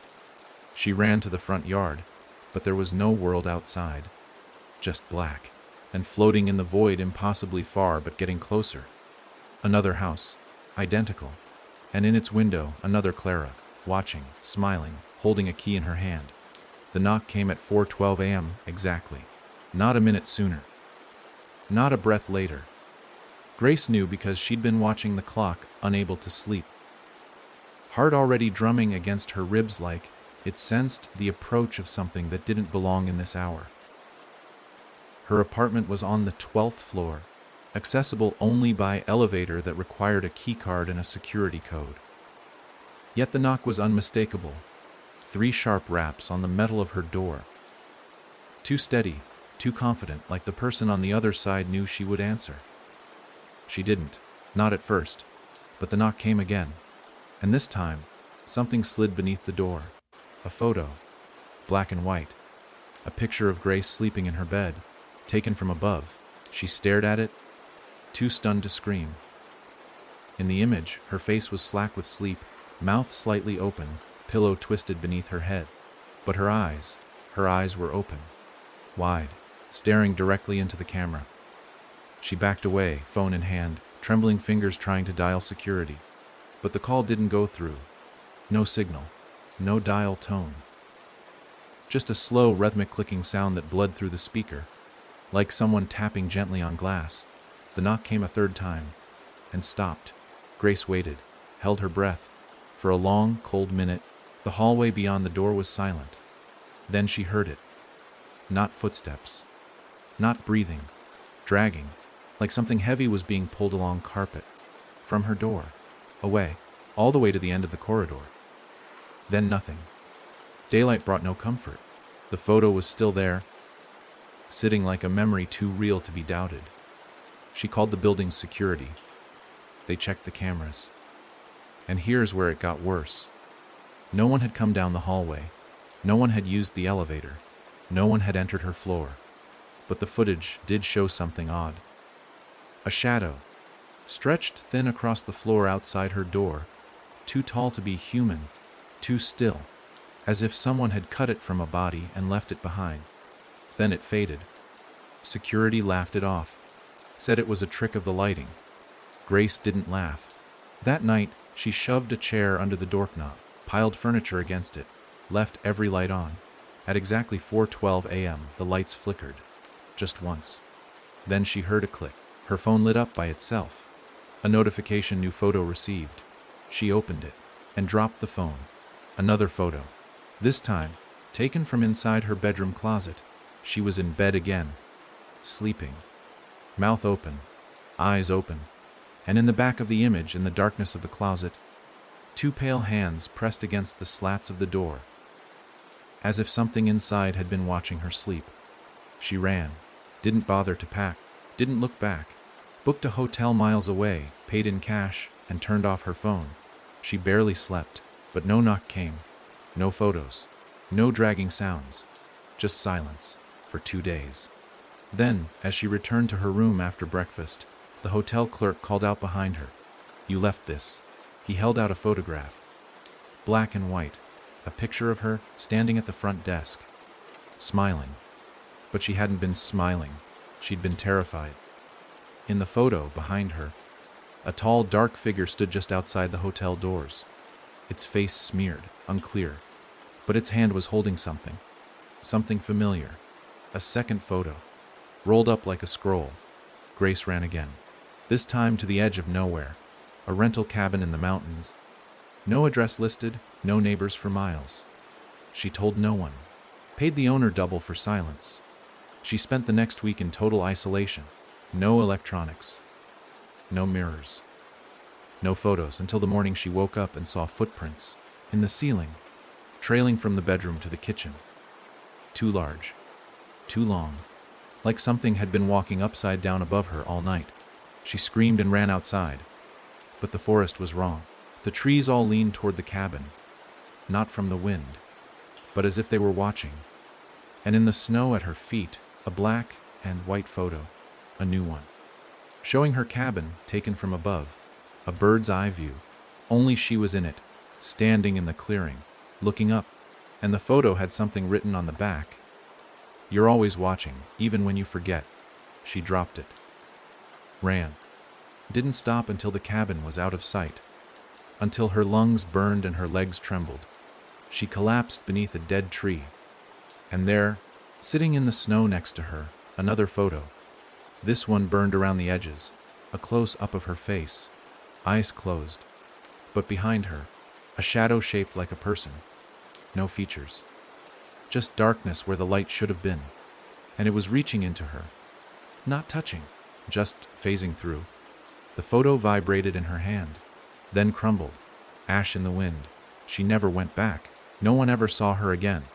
But the knock still comes, every night, at 4:12 a.m. outside someone else's door. And if they don't answer, a photo waits for them in the morning. Their face, their eyes. Open. You've seen it, haven't you? Maybe not in your home, not in a hallway or at the end of a long staircase, but in your mind. In that place between waking and sleep where everything is too quiet, too still, and the edges of your thoughts flicker like bad film stock. That's when the door shows up. You're never sure how long it's been there. You blink and it's just part of the room. Red wood, black iron handle, no trim, no hinges, no frame. Just a rectangle cut into reality, wrong in its stillness. It hums. You feel it in your teeth. It knows your name. It waits. You can ignore it. Pretend it isn't there.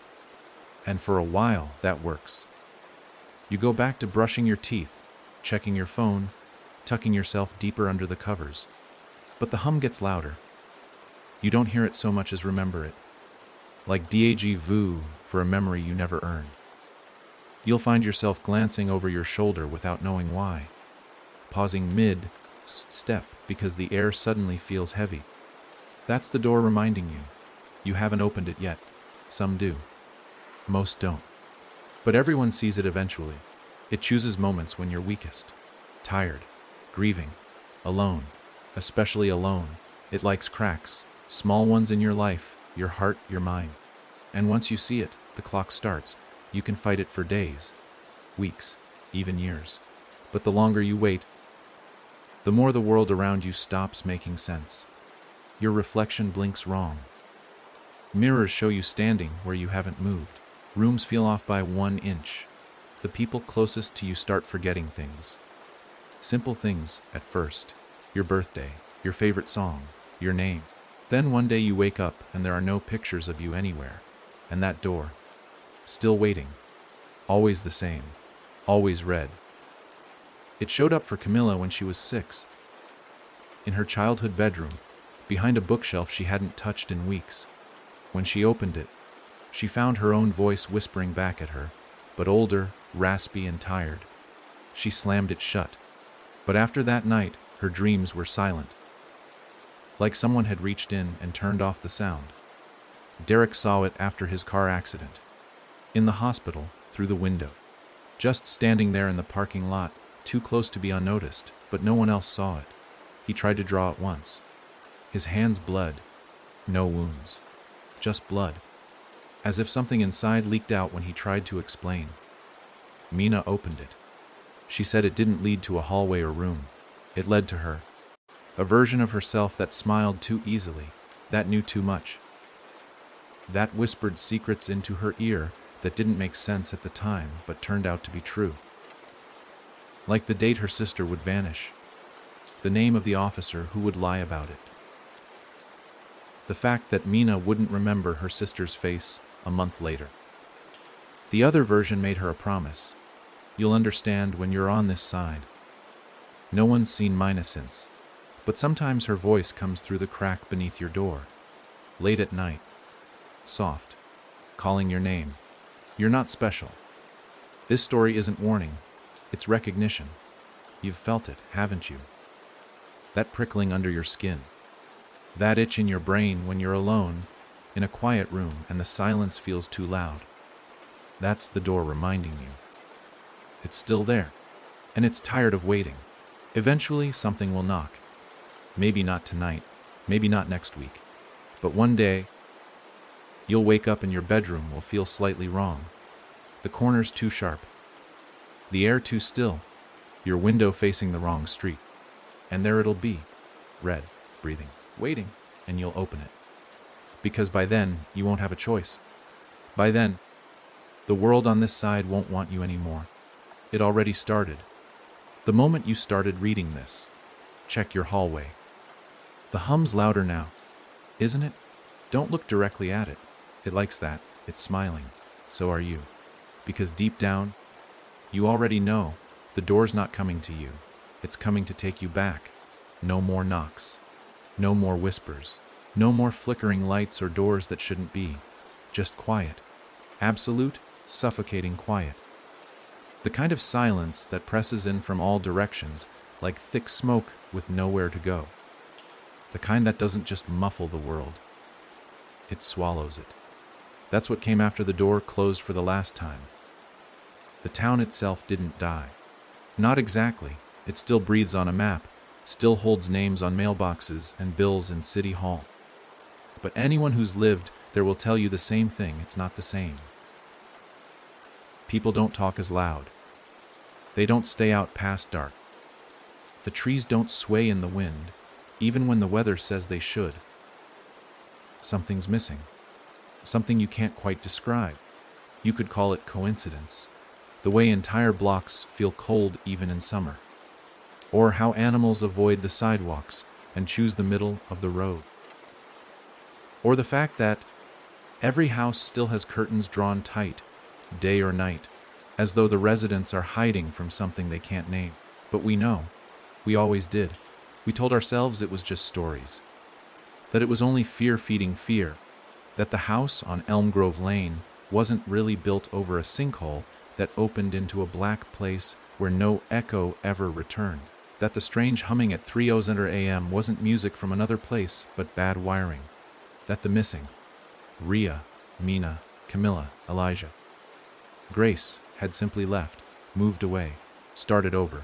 That they weren't standing just behind the veil, watching, smiling, waiting for the next one.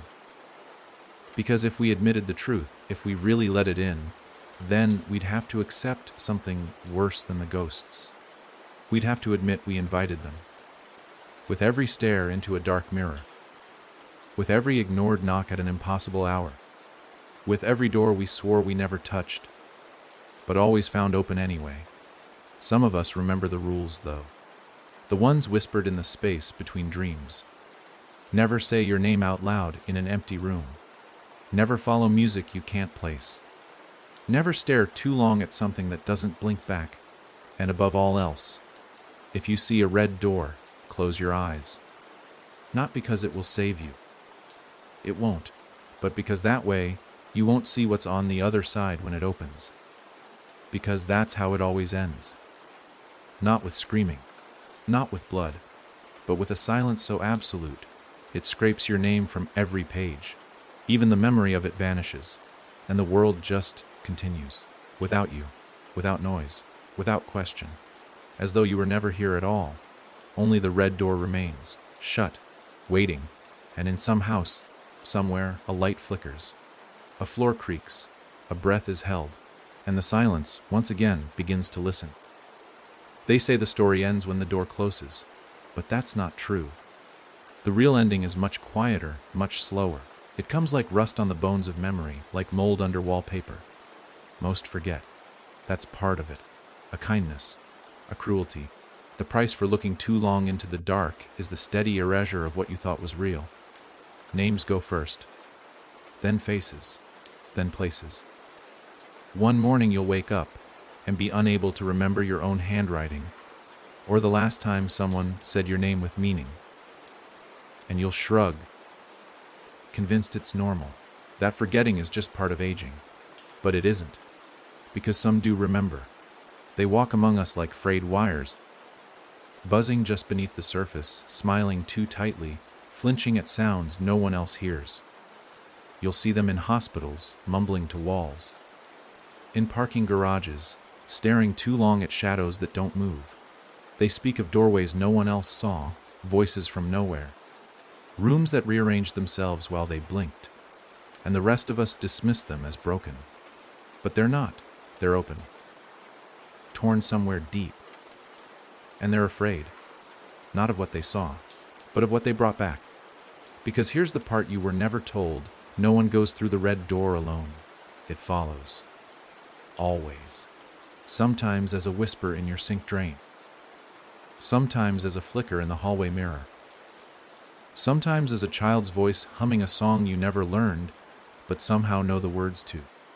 And sometimes it comes back in you. In the way your shadow hesitates a second longer than your body. In the way your eyes reflect just a little too much light at night.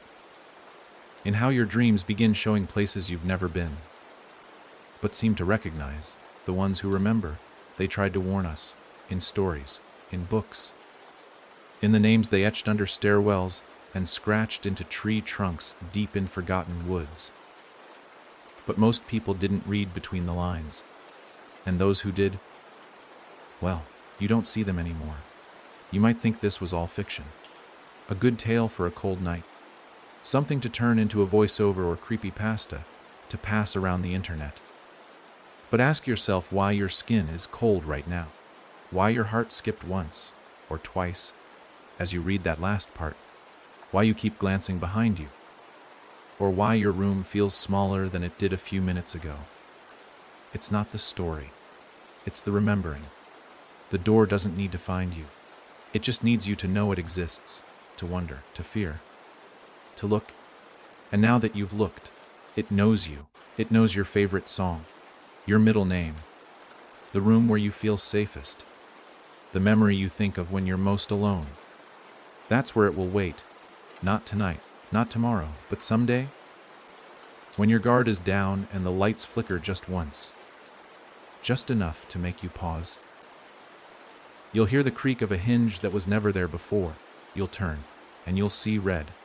Not painted, not bright, but breathing, a color deeper than blood, and before you can scream or run, or even blink, the handle turns, from the inside, because the door never needed you to open it.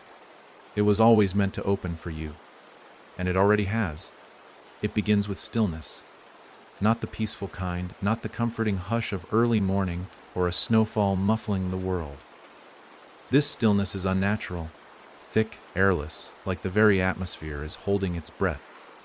You'll be doing something perfectly ordinary, folding laundry, washing dishes, scrolling through your phone, and then you'll feel it. That pause. That impossible absence of movement, of sound, your own heartbeat too loud in your ears. That's when you'll know it's here. The door has opened, and something has stepped through. It doesn't announce itself. It doesn't need to. Its presence is felt, not seen, not at first. A flicker in the corner of your eye, a shadow that shouldn't stretch that far. A breeze that smells like a place you've never been but remember too clearly. You'll try to rationalize it. Tell yourself it's stress, a draft, a dream. But deep down, you'll recognize the pattern. The rules were always there, unspoken but etched into your spine since childhood. You knew never to go down that hallway in the dark. You knew to pull your feet up under the blanket when the floor creaked at 3 a.m. You knew not to look too long into the mirror once the lights were out. That was instinct. That was the door calling, testing. And now, it no longer knocks. It enters. Not like a thief, but like something that always belonged. You'll see it in the faces of people around you. The way your partner flinches when you call their name. The way your pet avoids your gaze. The way strangers hold eye contact a little too long before shaking their heads and walking quickly away. They sense it. They see it before you do. Because what came through the door doesn't wear claws or teeth or blood. It wears you. Piece by piece. Memory by memory. It takes the shape of every fear you buried, every thought you pushed down, every choice you regret, and it builds itself from those fragments, slowly, precisely, until one day you look in the mirror and don't quite recognize the expression looking back. It's not a possession. It's a replacement. Subtle, quiet, complete. You'll still laugh, still cry, still hold your mother's hand, kiss your lover, pet your dog. But your laugh will come a half second too late. Your tears will dry before they fall. Your hands will be just a little too cold. And those closest to you will start to forget, not out of spite or neglect, but as a mercy. They'll lose pieces of who you were, as if your name was written in sand, and the tide has already begun to pull it away. They'll dream of you after you're gone, but won't remember the details, just the feeling of being watched. And you'll remember everything, because what comes through the door takes your place, yes, but it leaves you behind, not in death, not in rest, but in waiting, on the other side, in the dark. You'll stand in endless corridors, lit by candles that don't flicker, surrounded by echoes that don't belong to you. You'll see the others. All the others who opened their doors, who thought they could fight it, who believed they were the exception.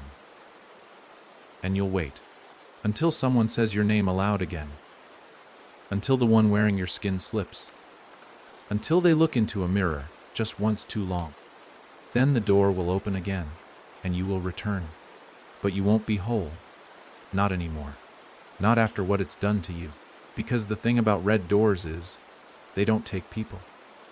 They copy them. And the real ones, they're always left behind, locked away, watching, waiting, forever. So now you understand, don't you? Why the story had to be told this way. Why it whispered your name through every chapter. Why it never let you stop reading. This wasn't entertainment. This was invitation. The door has already opened. And you're not who you were when you began. You feel it, don't you? In your bones, in your dreams, in the way the silence listens back. So when the time comes, and it will, when the knock sounds in that exact, ancient rhythm, don't answer. Don't move, don't breathe.